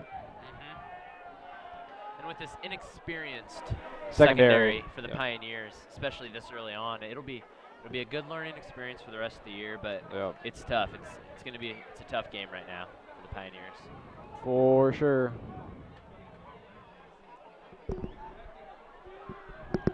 These Pioneers are hoping just for any sort of big play on offense, as they really haven't had many big plays. A couple of good runs, but no, their passing has been shut down this game. And Westland with the kick. Another squib up the middle. Dye will take it. Tries to explode through the middle. And gets out to about the 35-yard line. Oregon City will take over possession, 1st and 10 on the 36. Bring it up. There you go. As there is an injured player down on the field on the 40-yard line.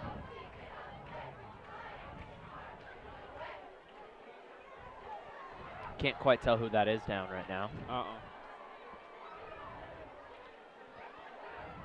Appears to be a leg injury. He was holding it. Appears to be in pain.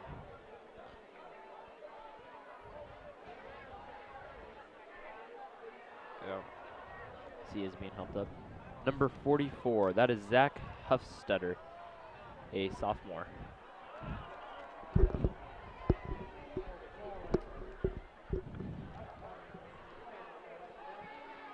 Hope for the best for him. It appears to be a right leg injury. Yep. Now leading the Pioneers back out, junior, Daquan Dennis Lee with Tkach in the backfield. Bradford and Mon out wide. Good that's Mon's back for the Pioneers. Yep. As they're hoping for... Lee takes the snap, hands it off to Tkach, finds a hole, makes cut up field, picks up a first down and some more. He's got good vision. Tkach is a very good ball runner. Yep. Has great vision, stays behind his blockers until he can just hit that hole, and then once he gets in the open field, he's good at still moving north and south, but also adding a couple cuts in it. Yeah, exactly. Where sometimes, when you get Trayvon, he's more of a east-west runner. Yeah. And tends to not get upfield until a while, where Tkach is just a very good north-south runner. Another handoff to Tkach as he bounces around, tries to, flag. We got some laundry. Appears to be about a gain of 1 or 2. Flag on the 50. Holding, Oregon City.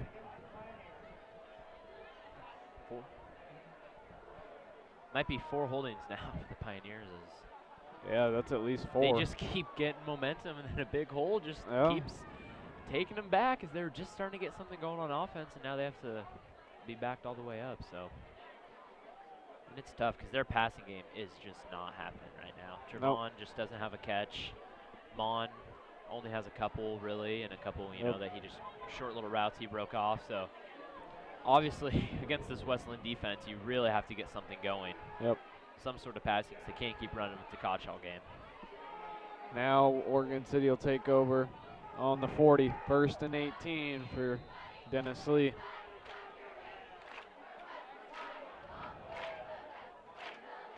Takes the snap, bobbles it a little bit. Look at Trevon. Gets a nice Mon's got blockers upfield. Mon's in the flat. 30, going to the 20. 10. Might take it. Oh, as he's wrapped up big. At the just 5. Before the 5. Great play by Mon. Another short route, dump off to Mon that he has just broken off. Here's my thing, though. I was watching more upfield. I was looking at Trevon versus Molden. And if Dennis Lee could have floated it 3 or 4 yards in front of Trevon, that would have been 6. Trevon beat him off the line, but that was still a nice look and great play by Sam. And Sam actually kind of hobbled off the That's hobbling that's around. twice now in the past at least Yeah. 5 or 6 possessions. I think it's cramps. Yep. Yeah. Now lined up, we have Diane Bradford. Uh-oh. Timeout, Westland. As OC is just hoping to put 7 on the board, get some sort of momentum. Yep.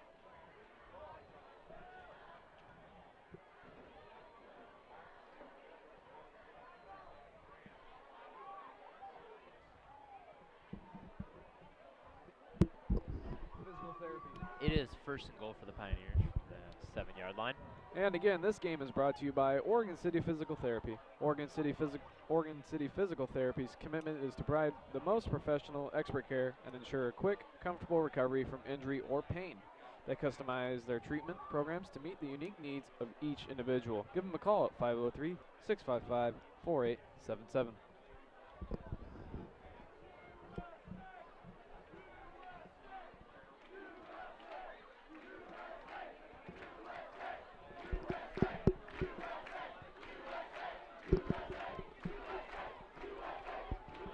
As Westland's coming back on the field, OC obviously hoping to put 7 up on the board here, as they've had a lot of red zone struggles so far this game. Dennis Lee's the only quarterback to throw a touchdown, and it was Tamon who's now being treated on the sideline yet again for a hamstring.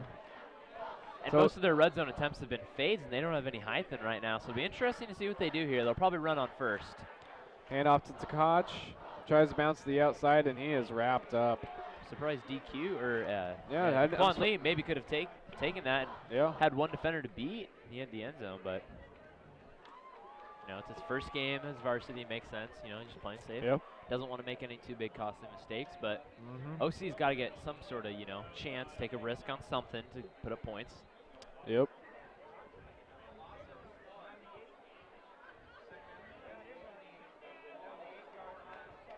As it is 2nd and goal for the Pioneers from the 8-yard line. 5:40 remaining in the 3rd quarter. Dennis Lee takes the snap, hands it to Tkach. Tkach is He's in for the touchdown. A great run by Tkach as he broke it to the outside. Fought his way for the last couple yards to break the plane. And a nice little momentum boost for the Pioneers as there's still, 5:30 left. Yep.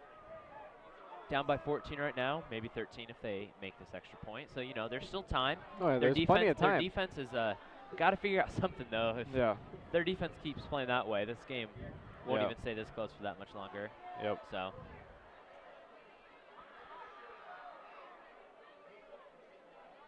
there's a snap, kick. Good. It's good. So Westland still with the lead right now, 27-14 with 5:33 remaining in the 3rd quarter as OC's kicking off to Westland.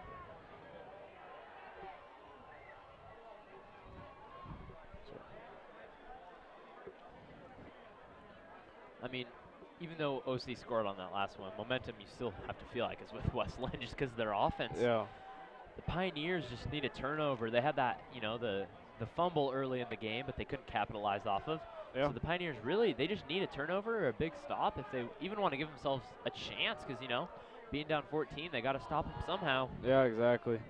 I mean, one stop can do it, too. One stop can shift this momentum, complete 360. And the thing is if it comes down to where, the Westland has to run, Pioneers have to take timeouts, it's not great odds in Pioneers' favors with Elijah Molden back there taking carries. Yeah. That guy, he's a great runner. I mean, we haven't seen we haven't really seen, Yeah. besides Elijah and Khalil, run tonight. I mean, so they could We still haven't put seen, in one of the other two backs. We still haven't really seen Dylan or Tyler too much tonight. No. We're 8-25, So they have options. yeah, I wouldn't be. I'd maybe even look for an onside, or at least that's what Westland's looking for. Yeah, 5:33 left in the 3rd quarter. I just don't see it yet. No. Maybe if this was the 4th quarter and they need some, but there's still so much time left. Oh yeah. I think they're just going to play it safe. They just have to get a stop, though, if they want to give themselves a chance. Oh, there we go. Stay in bounds. Oh, it stays in bounds. As they're hoping. Some good blocking, and he tackles him on the 20. The worst field position starting for Westland, I think, tonight. I think the whole game, yeah. And Tkach makes a tackle. Yeah. Right after scoring his own touchdown. Great play by Tkach. That's how also you learn some playing times on special teams. Yep. Tkach really has played well tonight. Yeah, he does. He has. He's a been one of the shining stars for them so far, as neither Yep. QB for the Pioneers have really stepped up yet. And their defense secondary, no one just has stepped up and made a play too much, so Pioneers need someone to step up here on defense, make a big play. As it is 1st and 10 from their own 20. 5:06 remaining in the third quarter. Tawa on the gun. Monson in the backfield. Quick slant to Burgeon, and he bobbles it and still comes down with it. Oh, that could have been a targeting flag right there. As Jordan Phillips was almost holding him a little before the play, and then he got a hand on that ball. That was great. That was great concentration. Yeah, that wide receiver stuck with it. That's why I don't give up on a play. And a big gain of 13 for the Westland Lions, as it is now 1st and 10 from their own 33. That was a nice throw by Tawa, too. Very nice throw.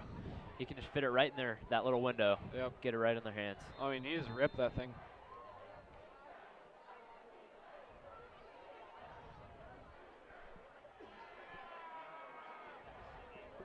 Tawa with Monson in the backfield.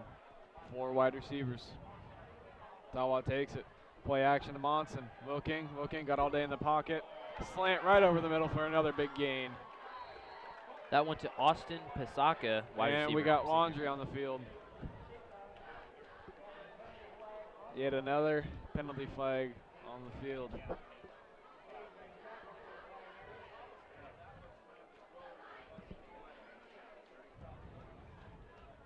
As I think the Pioneers think it's going against them. Personal foul on the Pioneers. Never get to see that, as that'll move the ball even further into their own territory. Yep. Oregon City just keeps making costly penalties. Keeps hurting them on these drives, offensively and defensively. Yep.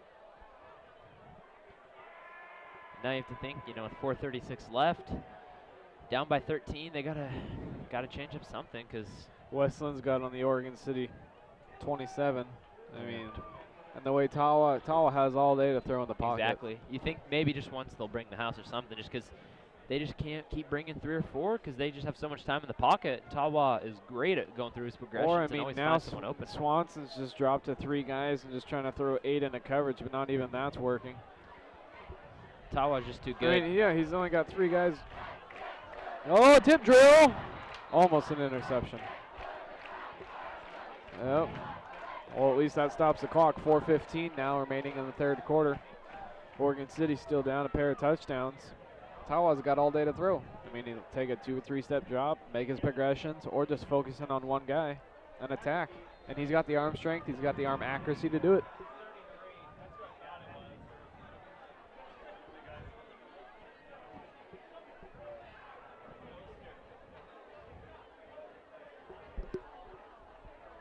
Tawa and Monson now in the gun.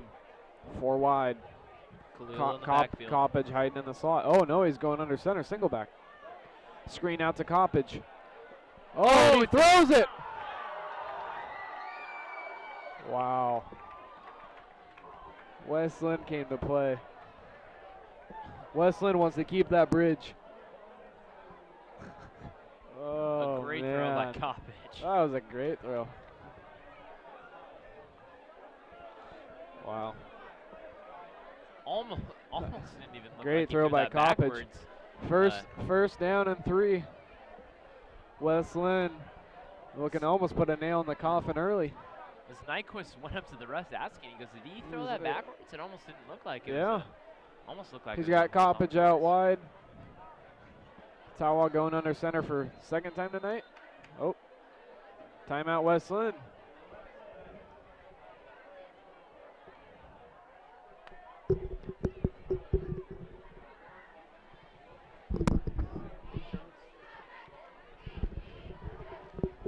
And again, tonight's game is brought to you by Thomas Beck Insurance Agency. Thomas Beck supports Oregon City Athletics and is your place to go for auto, home, commercial, ranch, and farm insurance. Give Thomas a call at 503-266-3566.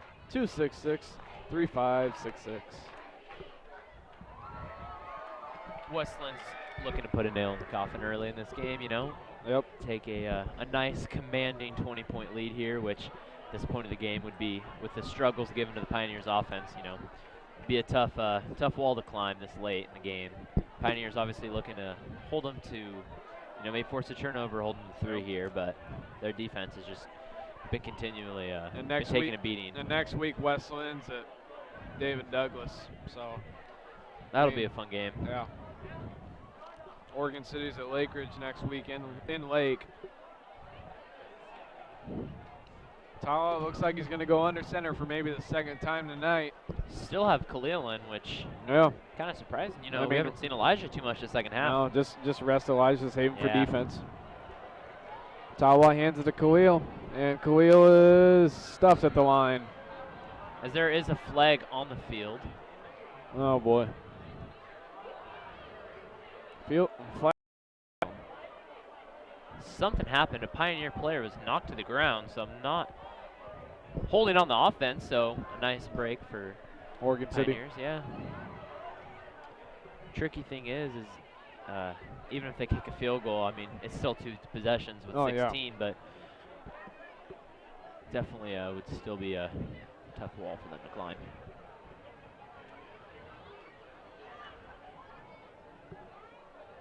Now West Linn on the Oregon City 13 after the penalty. 1st and 13.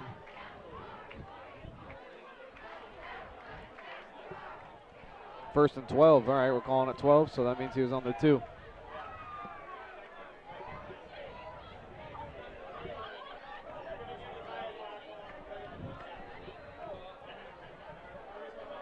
West Lynn's looking to finish off the drive right here. Tawa roll out to the left. Tawa looking, finds Burgeon. Gets even closer to the end zone, puts him on the 5-yard line. Nice little 7-yard roll out to the left. 3rd and goal, 3rd and 5 for West Linn. I mean, now, if they gain a couple yards here, Caden, do you think that they might go for it just to try to put a nail in if it's, 3rd or 4th and 2 here? They will. Because worst case, if they don't convert, I mean, it's only 2nd down, though. I mean, here's my thing. If Nyquist would do that stuff with Rexine or Dennis Lee, that would have worked all night. But throw him in the shotgun. You can't run everything out of that pistol and expect it to go fine and dandy. I mean, look at Tawa. I mean, yeah, he's a great quarterback, but when you give a guy room like that, there's Coppage. With the same play. Same play, 5 yards out. A great play by Coppage, who's really had a strong performance tonight, other than his one missed drop that would have resulted in a touchdown at the end of the second half. He's really just had a lot of great catches and a couple touchdowns tonight. Yep. So West Linn takes the lead 33-14, hoping to tack on an extra one. Hoping to make it a 20-point game.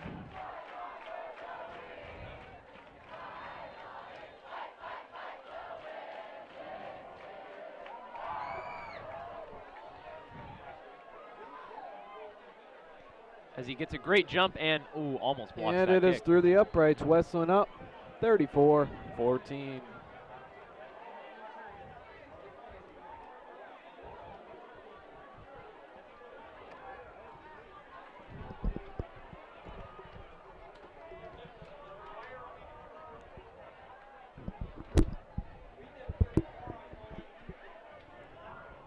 There is 3:20 remaining in the 3rd quarter. West Linn with a commanding 34-14 against the Pioneers. They're obviously looking to finish this game out, maybe get another stop, a couple turnovers, continue. I'm sure.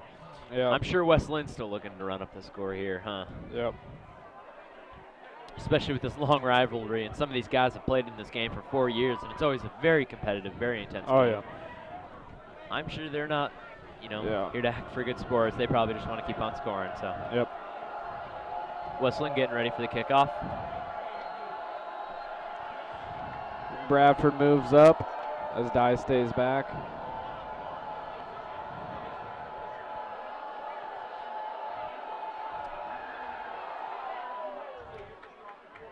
Bradford will let it roll back to Dye. Tyler gets it, looking for a hole. Cuts to the right side, then cuts back to the left. Weaves his way up the middle and gets to about the 37-yard line. I mean, Oregon City started with great field position, and we got a flag possibly for some unsportsmanlike conduct. I think this one's going against West Linn here. Yep.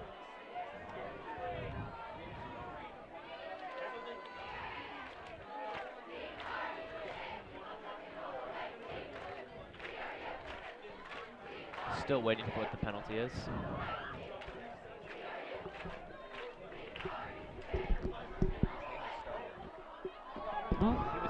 As the penalty. Unsportsmanlike conduct on West Linn pushes Oregon City up the field. Not only from the 32, now to the 47. Actually, the 46. The student section's happy. Student section's happy. They're hyped about it. As they're pretty confident in their team right now, as they are taking a commanding 20-point lead. Rexine back in the game. Mon and Bradford out wide. Tkach in the backfield.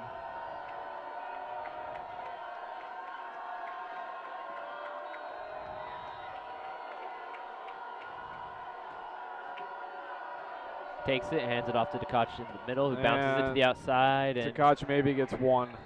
Yeah, he fought back to get to the line of scrimmage, which they've had to do a lot of times this game, unfortunately. Make it 2nd and 10 on the 46 for Oregon City. They're hoping to get anything going for them on offense right now, especially in the pass game, as other than that one touchdown, I mean, really just haven't been able to move the ball passing. No. But I mean,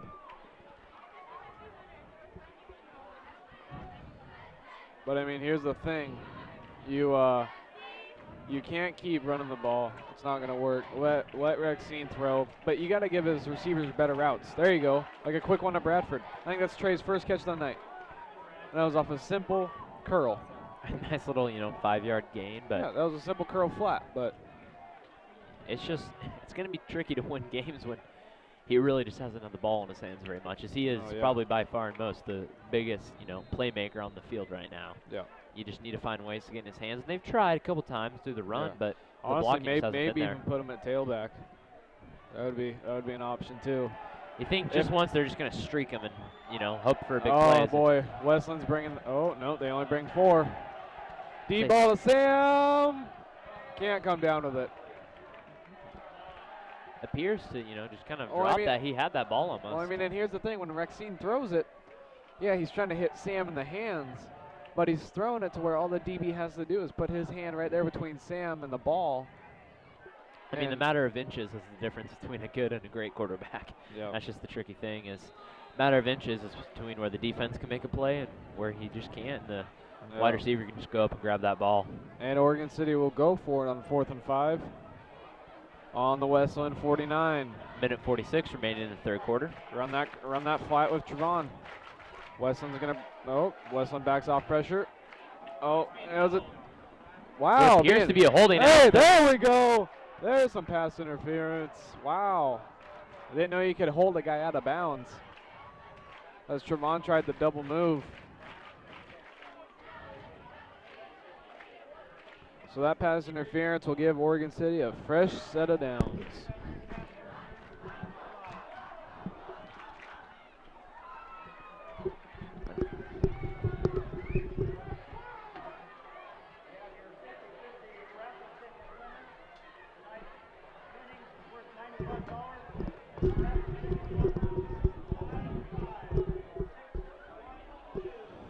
So that 15-yard penalty will push Oregon City up to the 34-yard line of West Linn.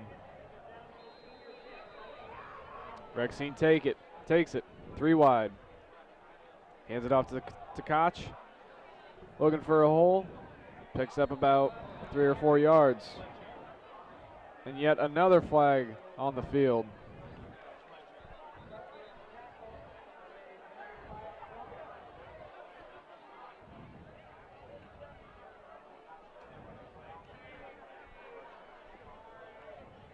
Face mask, West Linn. 5-yard penalty. First down, Pioneers.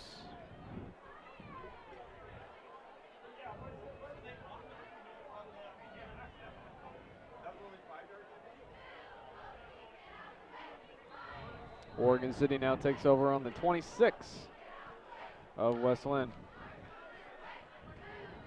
Rexine has it, rolls out to his left. Looking.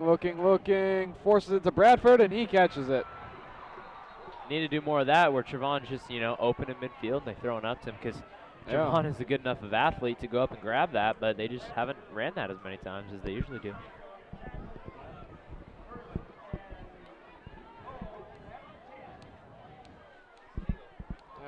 First and 10 from the Westland 10. Minute 19 remaining in the third.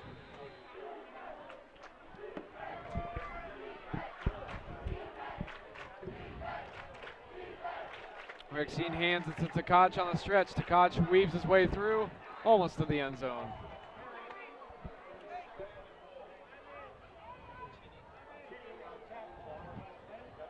A great run by Tkach up the middle as he gained about 7 on that. Second and goal from the 3-yard line for the Pioneers with 50 seconds remaining in the third as they are down 20 right now, 34-14. Hoping for a spark right here as they're trying to plug it or get into the end zone. Rexine lines up, takes a snap, hands it off to Tkach. Who's fighting his way forward. Couldn't quite get it in the final push. Appears to be down on the 1, which might be the final play of the third. I would try and get it off. Oh yeah, 3rd and 1. Just That's a 3rd and 1. The way the Pioneers offense have been going, they can't pass right now. They have to rely on Tkach, and with Mitchell being out. No, I know, but I'm talking about the clock. Oh, I know. You think every Okay, second counts. Here we go. Yep. They're appearing 7, and trying to rush. 6, 5. Probably just a straight halfback guy. As Westland 3. probably. Oh! Rexine tries to take it in himself, and he did not get it. Wow. Westland stuffs Rexine at the line. As that'll do it for the third quarter, as Westland leads 34-14. Wow.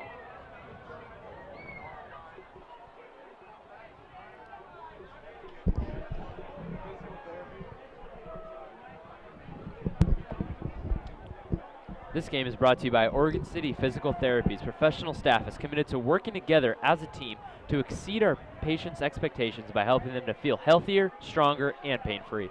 Call us at 503-655-4877 or visit us online at ocphysicaltherapy.com.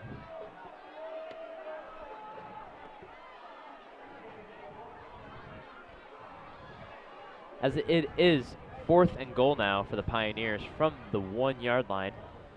Down 20 right now, 34-14 with 12 minutes left. Start of the 4th quarter, hoping to, maybe punch it in right here, maybe get a turnover, make it a game at least. Yeah. But right now, the way their defense has been playing, they need some sort of stop. And Tawa has just been so on point. It's just, they're not even giving them a chance to get any sort of interceptions or anything. And since they're really not running it anymore, they're just throwing, and they're just putting the offense in Tawa's hands, and it's been working.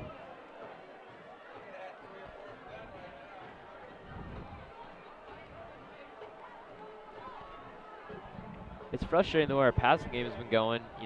The defense right here probably isn't even expecting a play action. No. Just because they just haven't got anything going, and if they do, the DNs are really good at breaking off those outside linemen. So, probably just run right up the gut here. And here we go. All or nothing right now. 2 tight ends out right. Tanner Smith out right. Tkach in the backfield. Yep. Rexine lines up. Looking. Flushed out of the pocket. Gets rid of it. Overthrows Mon. Late flag. There is a flag. What appears to be a late the hit. passer. Yep. Oh, no. On the. Oh, yep. Oh. Originally said to be on the offense. Change it to the defense. Appears to be a late hit on Rexine. Giving OC 1st and goal from probably the half-yard line. That was Oregon City lucked out on that call. I mean, he threw it, and the lineman hit him. Oregon City gets bailed out.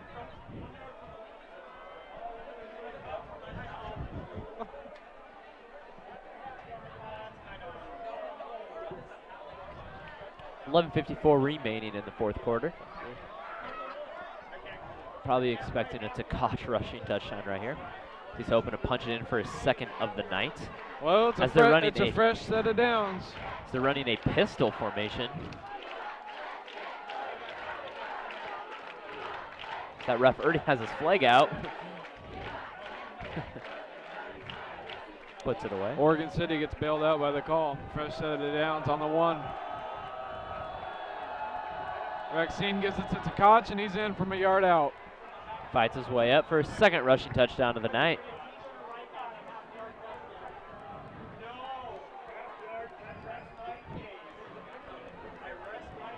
another good run by Takash. Since Connor Mitchell's been down, he even looked good in this first half, but this second half he's had a lot of nice runs. Even his not as big runs, his little runs, he's getting 3-4 yards, or at least if it gets swallowed up in the backfield, he's getting back to the line of scrimmage, which is another big thing. Is hoping to tack on an extra point here, and it's up and it's good as OC is now only down 13 as Westland's leading 34-21 with 11:51 remaining in the fourth quarter.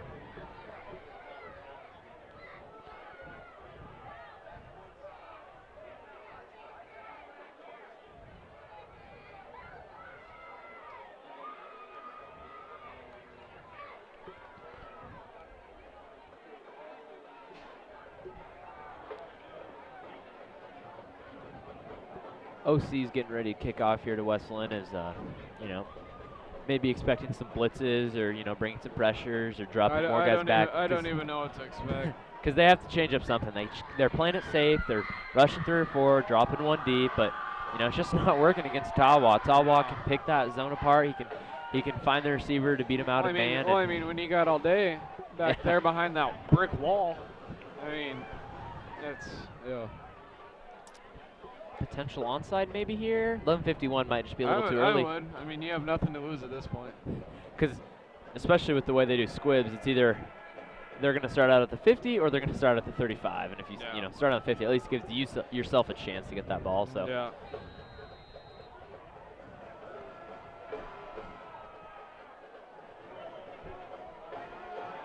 So they're lining up outside. And Phillips sets up, and the squib. Oh, it's actually kind of a kickoff. As Monson almost lets it go out of bounds and dodges a pair of Morgan. Wow. Almost breaking that free up the sideline as he had a really good move to avoid pressure coming down from the Pioneers.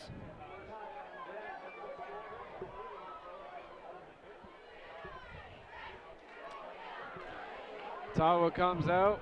Lead his Westland offense down the field. 11:47 remain in the fourth quarter. It's 1st and 10 from the 19-yard line. Monson in the backfield for Westland. You wonder if you're the Westland coach. Do you play it safe and run, or do you just continue to play aggressive because it's been working all night with Tawa? It's not even aggressive. It's just a natural play. I know.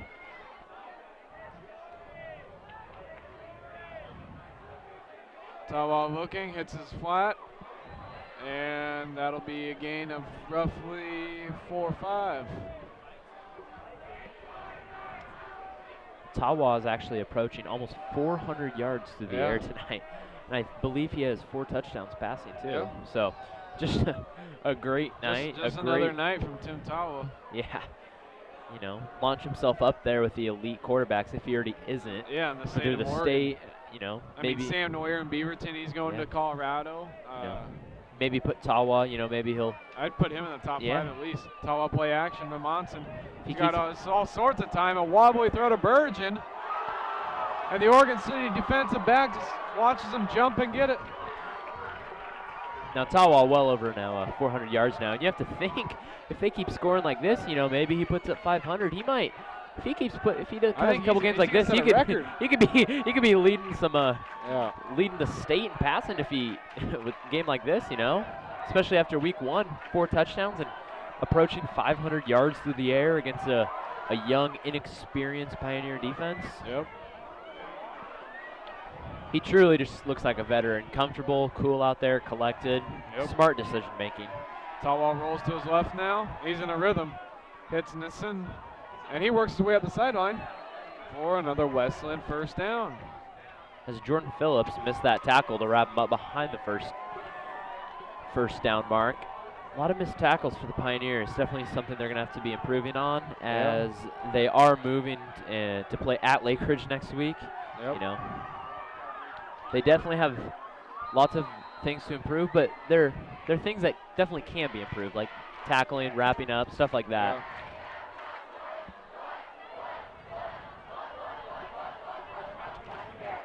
Tawa rolls to his right now, looking. Got all day to throw, finds yet another receiver. The ball's on the ground. And Oregon City recovers. That's the kind of play you have to think. Down by 13, 10 minutes left. If they can get one here, make it a one-possession game, at least make it interesting, you know? Yeah. A really good strip by, I couldn't quite tell who that was, but a great defensive play as he ripped the ball right out of, it was actually out of the receiver's hands. Yeah. Obviously a big momentum boost, and at quarterback is junior Daquan Dennis Lee. Tkach in the backfield with Mon out wide along with Bradford. And Elijah Molden is not even in the game. Elijah Molden's right down here. If I'm Morgan City, I attack where Bradford's at. Yeah. If Elijah's not there, then go after Bradford. You have to start wondering if Elijah might not be feeling good or if he might be banged up. I think he's hurt. You haven't seen him at all on offense in the last couple drives, and on defense he hasn't been playing. So. Yeah.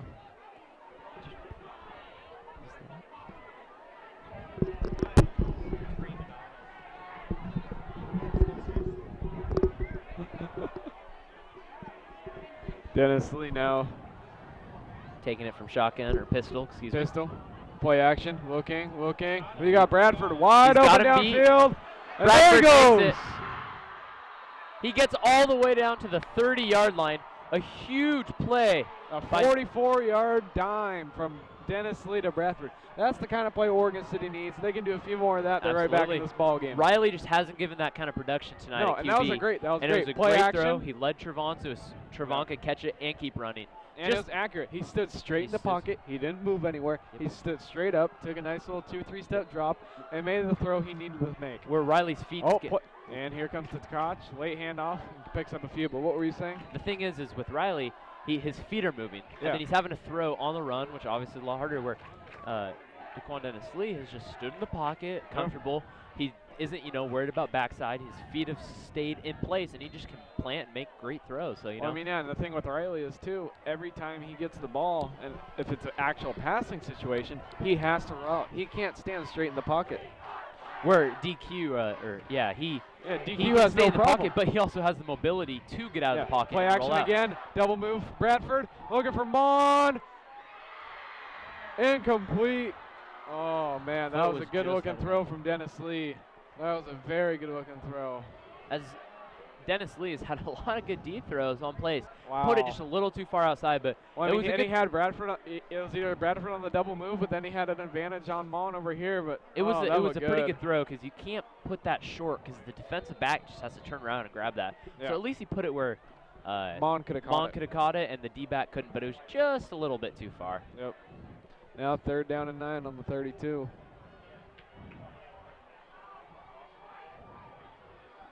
Taking pistol. Play action again from Dennis Lee. Double move. Oh!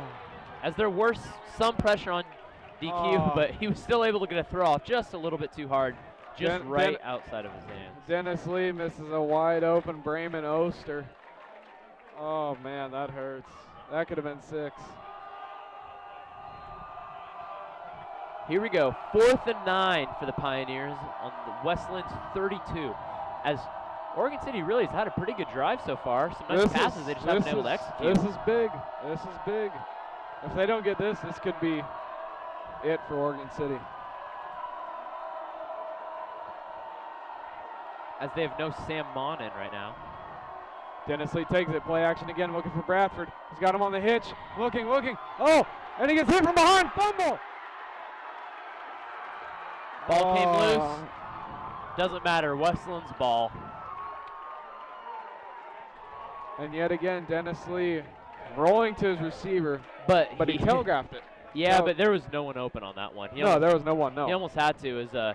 He was rolling out. Yeah. He just didn't see that backside pressure, which really wasn't his fault. It was a pretty good play. He kept the play alive as long as he could, but none of the receivers could get open. Trevon was just kind of standing there, so. Well, I mean, he stared down Trevon the whole time. Yeah. He didn't even look at Dye. But, yeah, tough break for Oregon City. Now 8:44 remaining in the game. Oregon City blows big opportunities.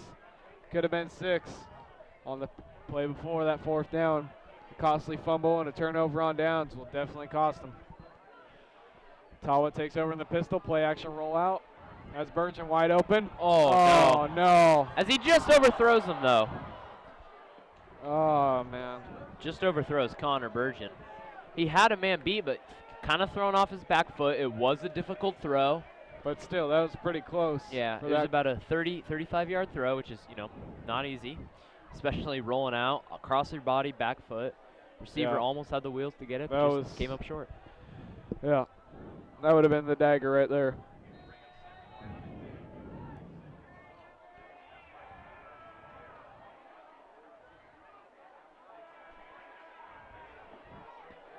If I'm Morgan City, I maybe bring some linebacker blitzes. You have to try something, you have to think. Yep.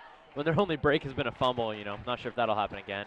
Tawa looking, he's got all day to throw, hits a post between he almost had Coppage through triple coverage on the post, but a breakup by Brody Page, a name we haven't said at all tonight, but a really nice breakup pass. And now it's 3rd and long for West Linn as they're 3rd and 10 from their own 34. Hey, we kind of talked about the keys for the second half, or even going into this fourth quarter. Yeah. Oregon City forced a couple incompletions to stop the clock. And now here we are. Long passing downs. Yeah, here we are at 8:31, 3rd and 10.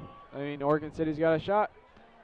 As Monson in the backfield, as Tawa switches to the pistol, but he's still got 4 receivers. Play action, rolls to his right. He's got all day. Burgeon, another first down. Beautiful comeback throws. When he was turning around, the ball was already halfway there. Flag on the field. Appears to be on West Linn, number 52, as his reaction was not a good one. This play is coming back for West Linn, as there's another huge break for the Pioneers.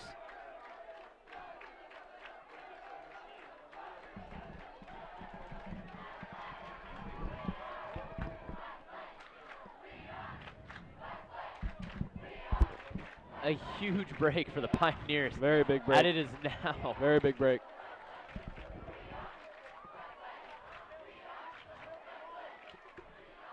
Third and 34. Wow. From the 21-yard line. So a lot of ground to make up. They got to get to the 44-yard line. Right now they're on 21, so, 3rd, 34, long play. With Tawa, though, we've seen this time and time again tonight. He's been able to make these kind of throws, so it's definitely not a given, even on 3rd and 34, that they're going to make a stop. Tawa with Monson in the backfield. Oregon City bringing pressure. And they can't. And they do get to finally get to Tawa. Tanner Smith records the first Oregon City sack of the season. As that was a smack of a hit. Yeah, that was a nice hit. Dropped his shoulder and a really good, he didn't wrap up, but he just smacked him, man. Yeah. That was a nice, that was a good first sack of the season for Oregon City. Wonder if Tawa will stay out there and do a little pooch punt. Might, yeah. Nah. Nope. Maybe, actually. I mean, there's no way they're going for this. No. 4th and forever, especially backed up in their own territory. But yep. I mean, the ball is on the 16. I mean, that's 4th and 38. I mean, Trayvon would probably be catching about on the 40, 45. So, they only have great to drive 40. Great. Yeah. Especially if Trayvon can actually, make something happen. As there's a timeout by West Linn. I think that's their last. I think there was some miscommunication on the play. Not really sure what was happening. I'm sure Trayvon's very anxious to get this ball right here. Yes, he is. As he wants to be able to make some plays just since he really hasn't had the chance to at all.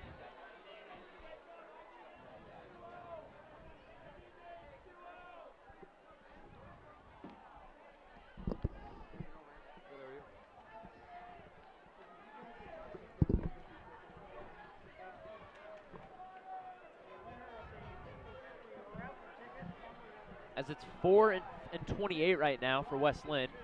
Backed up on the 16-yard line. Trayvon right here hoping to, get the ball off the punt, maybe make a play. 7:05 remaining in the fourth quarter. There's still time as West Linn has the lead 34-21, but they got to make something happen quick if they do.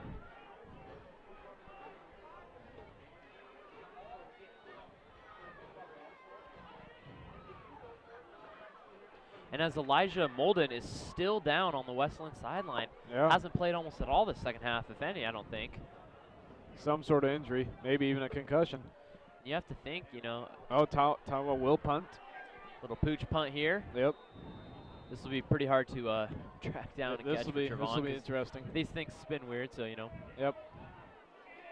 Oh. Oh, it's a pretty good kick. Out at about the 50-yard line, so OC will take over on about the 50. 6:59 remaining in the fourth quarter. Westland leading 34-21.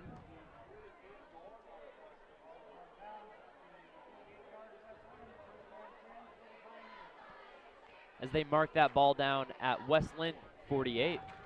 Wow. So really good field position for the Pioneers here. Very good field position.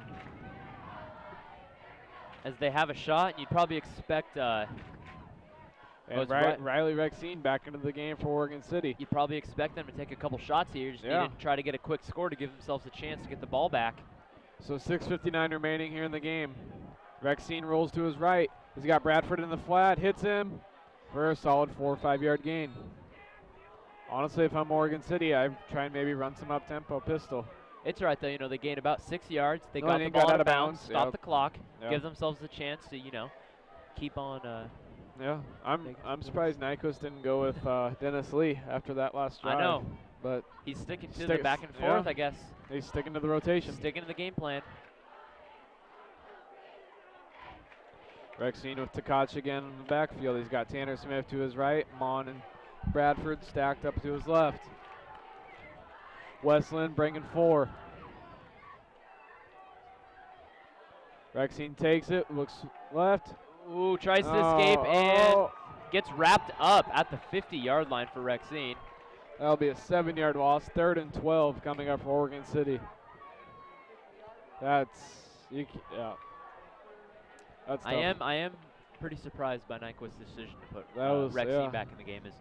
DQ, in my opinion, passing-wise, has looked a little better, and he hasn't got sacked quite as many times.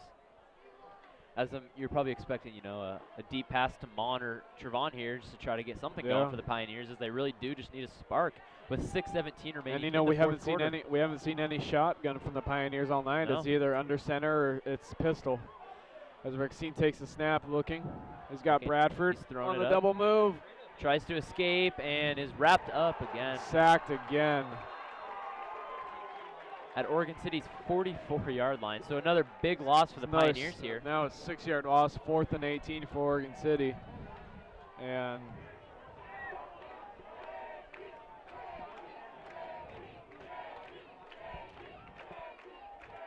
as they even though it's a deep, deep fourth down, you know, they have to try to go for it. They just can't afford to punt it and give it back to this Westland offense that timeout Oregon City, but the last couple possessions Westland offense hasn't been clicking, but at any moment they can strike off a deep, deep throw with Tawa behind center there. What do you think here? Trevon deep throw, deep post? That's probably about it. I guess. I mean, I can't see what else with Mon kind of being sideline injured, you know. Injured right now, you don't have the height, so just hope Trevon can beat him with the speed and hope Riley gives him a good throw. Or let Tanner Smith run something. I mean, he's the only real wide receiver with size. Go right up the seam maybe. Yeah. Maybe, no. Those linebackers for Westland, though, have looked pretty good tonight. Yeah. They have good size. That whole defense has looked good. That's true. As Mon does return onto the field, he'll be lined up on one side, Bradford on the other, with Tkach in the backfield behind Limping Rex. A little bit.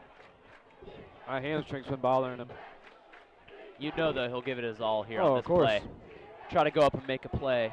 I would run a deep comeback with Sam. He knows where that hash is. As number 6, Katie Seth is guarding Mon, who's only 5'8", a big height difference, almost 6 inches. Sweep to Bradford. They're going to try and... As Trevon fights to even get back to the line of scrimmage, as Westland takes over on down from the Pioneers' 44-yard line. Yep, and Westland probably just going to continue to lay the wood.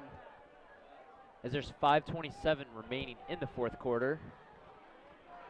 Pioneers only having one timeout left. That's obviously will play a huge part. Yep. as Mon is coming back out on defense, surprisingly, even though with his hamstring injury, he wants to play through. Yep.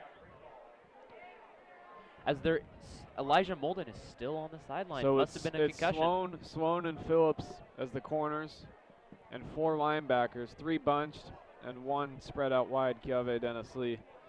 As Tawa tosses it to Khalil. As he gets a good push. And fighting forward for about another 8-yard push. Yep. Monson picks up a nice gain.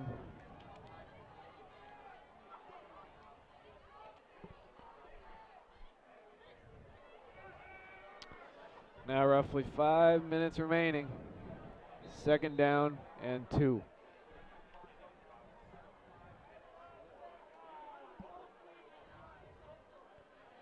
Tawa lined up in the pistol. Monson in the backfield. Coppage out wide.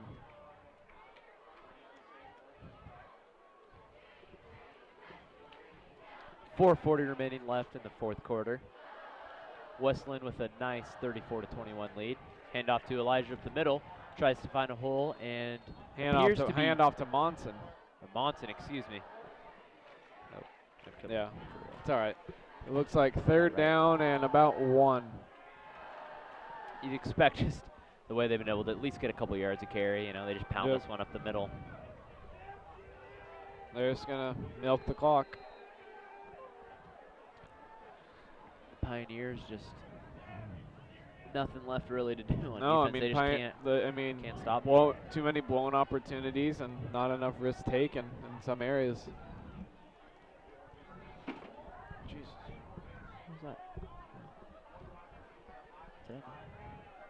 What was that? Tawa hands it off to Monson. Big hole. Bounces around. And he will go all the way. 35-yard run.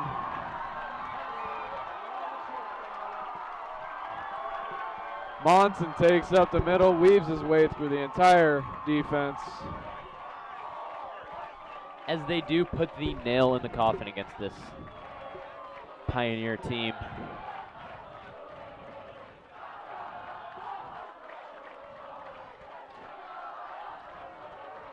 Well, it's looking like the 96th year of this game will go to West Linn. Back-to-back years, West Linn has taken it. They'll win the bridge for this year. Nope. Barring a major miracle comeback. Yep. The kicker lines up to take another extra point, he shanked one to start the game, but other than that, he's been perfect. Jordan Phillips is finally, Jordan Phillips blocks one, as he's been so close every time, but just hasn't been able to. Big play. Yep. Very good special teams players in Phillips. Yep.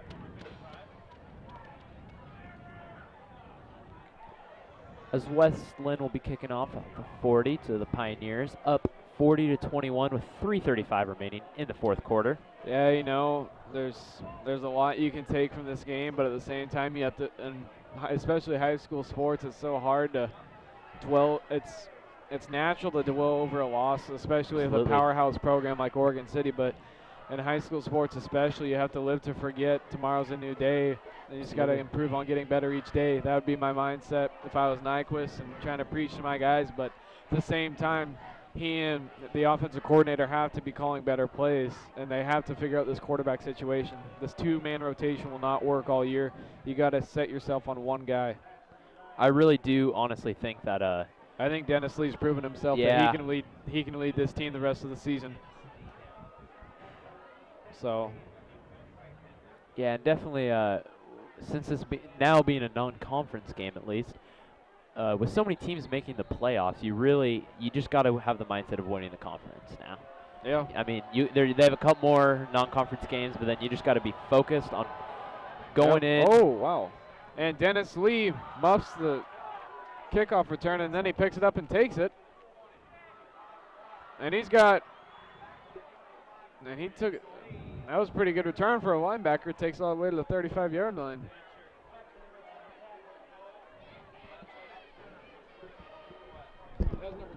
As OC now takes over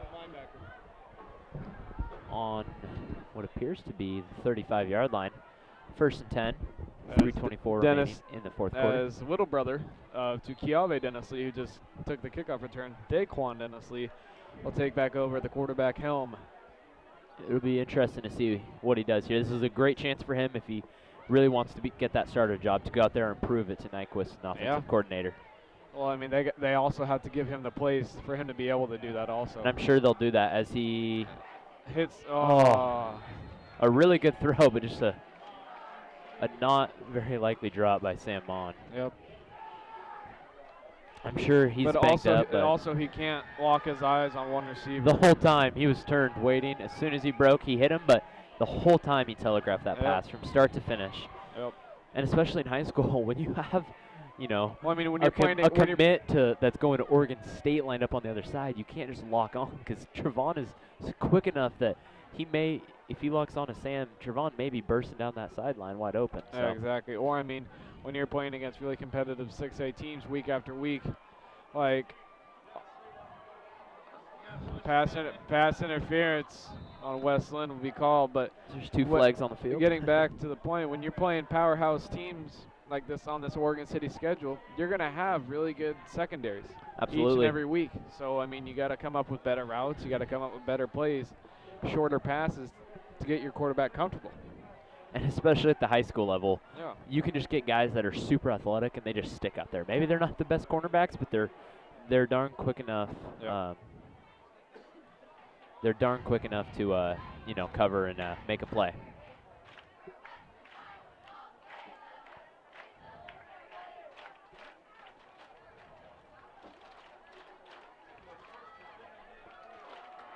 And the draw to Koch, and he finds a hole and almost picks up the first down. I mean, you have to think the other bright spot about this game for the Pioneers is the emergence of Koch. Yeah. He's really ran pretty well, and he's had a solid game so far. A couple touchdowns. He's been really good in the red zone and the goal line, and he's had a couple really nice big runs, but he's also just good at putting his head down and getting 4 yards, where sometimes, Connor Mitchell can get a little east to west and try to make a big play. Koch is just fine with picking up 4 or 5, which is a great thing in a running back. Dennis Lee takes a snap, rolls to his right, looking for Bradford. Finds him for the first down. Ooh, Bradford trying to spin out, avoid the big hit. Yep. As Trevon is sporting some very flashy gold shoes and a pair of flashy Nikes. Nike. Yep.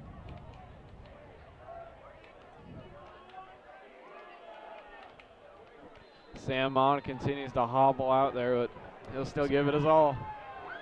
2:25 remaining. Pioneers down 21-40. You'd have to think it's all but over, but hey, this is a chance right here for some of these players to go out. Now Kiave Dennis Lee playing tight end. Left side lined up on the line for his little brother. DQ throws one up. Oh! And as there was some big contact down in the field, yeah. Tripped Mon all the way down. As he was just trying to track the ball. It appeared to me that he didn't actually push him, but their feet just got tangled. But I don't think. But they're still going to call it passing. I don't think that they should have, because it honestly looked like Sam kind of also ran into his feet. But Pioneers will definitely take it. But at the same time, the defender has to turn his back. He has to turn his head, and he never did. So, I mean, DQ right now he's taking this offense down, and he's done that a couple times this game. 2-minute drill. Riley's had good moments, but DQ has shown more consistency, in my opinion. I agree. Dennis Lee takes it, looking for Bradford on the slant. Hits him. Wow. Touchdown, Bradford. He telegraphed that one, and honestly, kind of lucky he caught that because nice little 15-yarder from DQ to Bradford, that defender was on it. I mean, it was a great throw. He threaded the needle, but he can't. He continues to telegraph, and sometimes that's going to come back to bite him because he'll get intercepted, especially when he goes against a really good safety or really good cornerback on him, like a Brady Breeze at Central Catholic, or even a Lamar Winston at linebacker who can cover a guy like Trey. And I guess we'll get to see that in a couple weeks. Yep. So it'll be interesting to watch this quarterback battle for the rest of the years. Yep. And it'll be interesting to monitor how Connor Mitchell's injury's doing, how long he'll be out. Hopefully you know, Hopefully he it's- returns next yeah. week and it's not a Season-ending long injury, as he had yeah. just been granted Eligibility Monday. eligibility Monday. Had to go meet with the conference, so And OSA. and OSA. So you know, I mean, obviously hoping the best for him, as you never like to hear about anyone being injured. Yep. As you can pretty much expect an onside kick here, as they have no timeouts left. Pioneers are down 40-28 with 1:53 remaining. If West Linn gets this, they can take the knee and the game will be over. Yep. Be interesting to see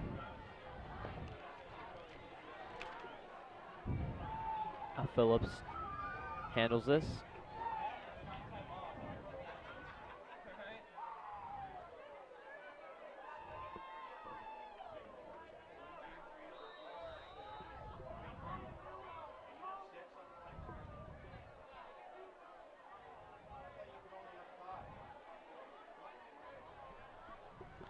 Phillips set to kick. Wonder which way he's going. Appears to be going left. It's not a bad, but just didn't get enough height on it. Nope. That ball never bounced up in the air. No. It's tough, especially kicker being so bleak at even the college level. And especially high Tawa school. goes back out with Monson in the backfield. Monson, last drive for West Linn, took that huge 35-yard run up the middle for his first score of the night. As West Linn just continues to make it rain on Oregon City on the offensive side of the ball and the defensive side of the ball too. You know, the defense is loosening up. Offense has shown no mercy. As Monson is, you know, probably going to get a couple carries here just to finish out the game. Yep. Tawa feeds him from the pistol, and he gets about 1 yard. Gets to the 49-yard line, almost in Pioneers territory. Timeout, Oregon City.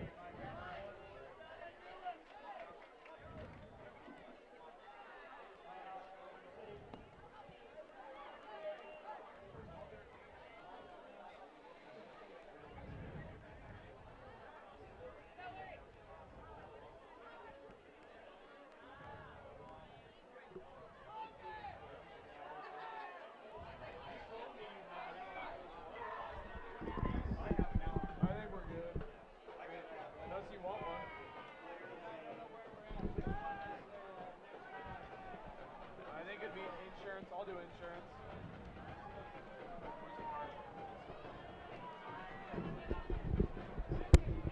And again, this game is brought to you by Thomas Beck Insurance. Thomas Beck Insurance Agency supports Oregon City Athletics and is your place to go for auto, home, commercial, ranch, and farm insurance. Give Thomas a call at 503-266-3566.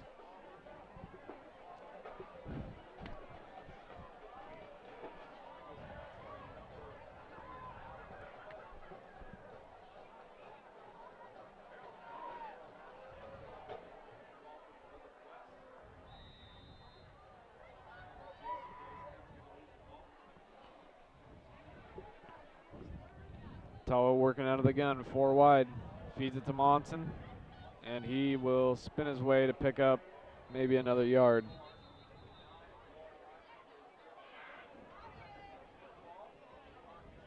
As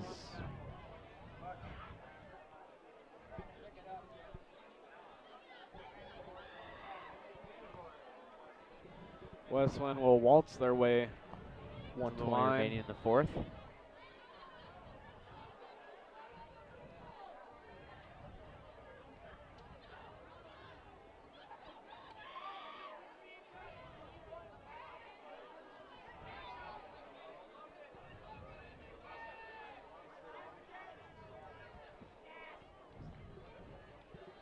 One minute remaining left. 3rd and 9 for West Linn. Tawa, pistol, Monson behind him. Play action. And tries to throw the Virgin, but it is incomplete. And the clock will be stopped with 47 seconds remaining, as West Linn will let Tawa do the punting honors, as Bradford back to return. Next week, Oregon City will be at Lake Ridge, and West Linn will be home against David Douglas.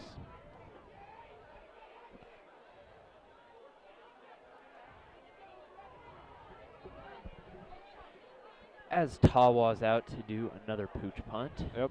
I don't know if they really have a punter. I don't think so either. But Tawa can boot a little. But so. I mean, when you're West Linn, you've seen dynamicness of this offense. Why do you even need a punter? That is very true. And Tawa can boot at 30 yards, 40 yards. Yeah.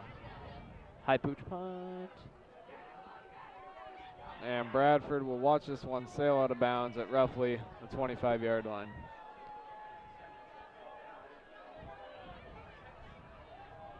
And Oregon City comes onto the field for the final drive of the game. Potentially. Yeah, as West Linn will walk away from this game. I mean, walking home with the bridge yet again. Second straight year, Tawa has kept the bridge on West Linn's hands. He's done a great job with it.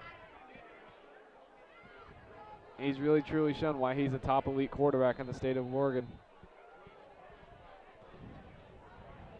As Dennis Lee's out there for Oregon City.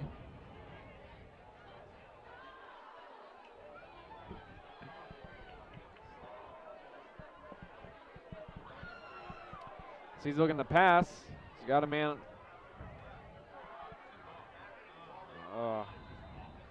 Just off of Mon's hands. They had a couple options downfield. The Pioneers' offense appears to be very saturated right now, as they just can't add any sort of explosive play or anything to it. Nope.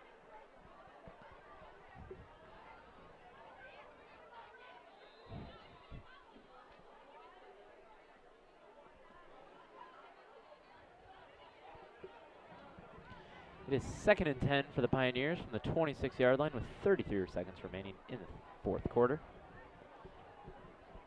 Dennis Linn out of the shotgun. Javon on the double move.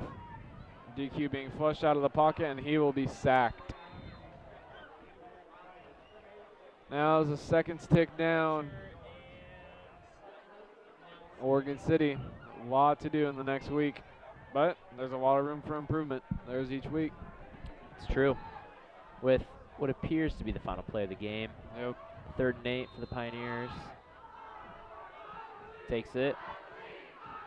Looking deep, and little completion across the middle to end the game.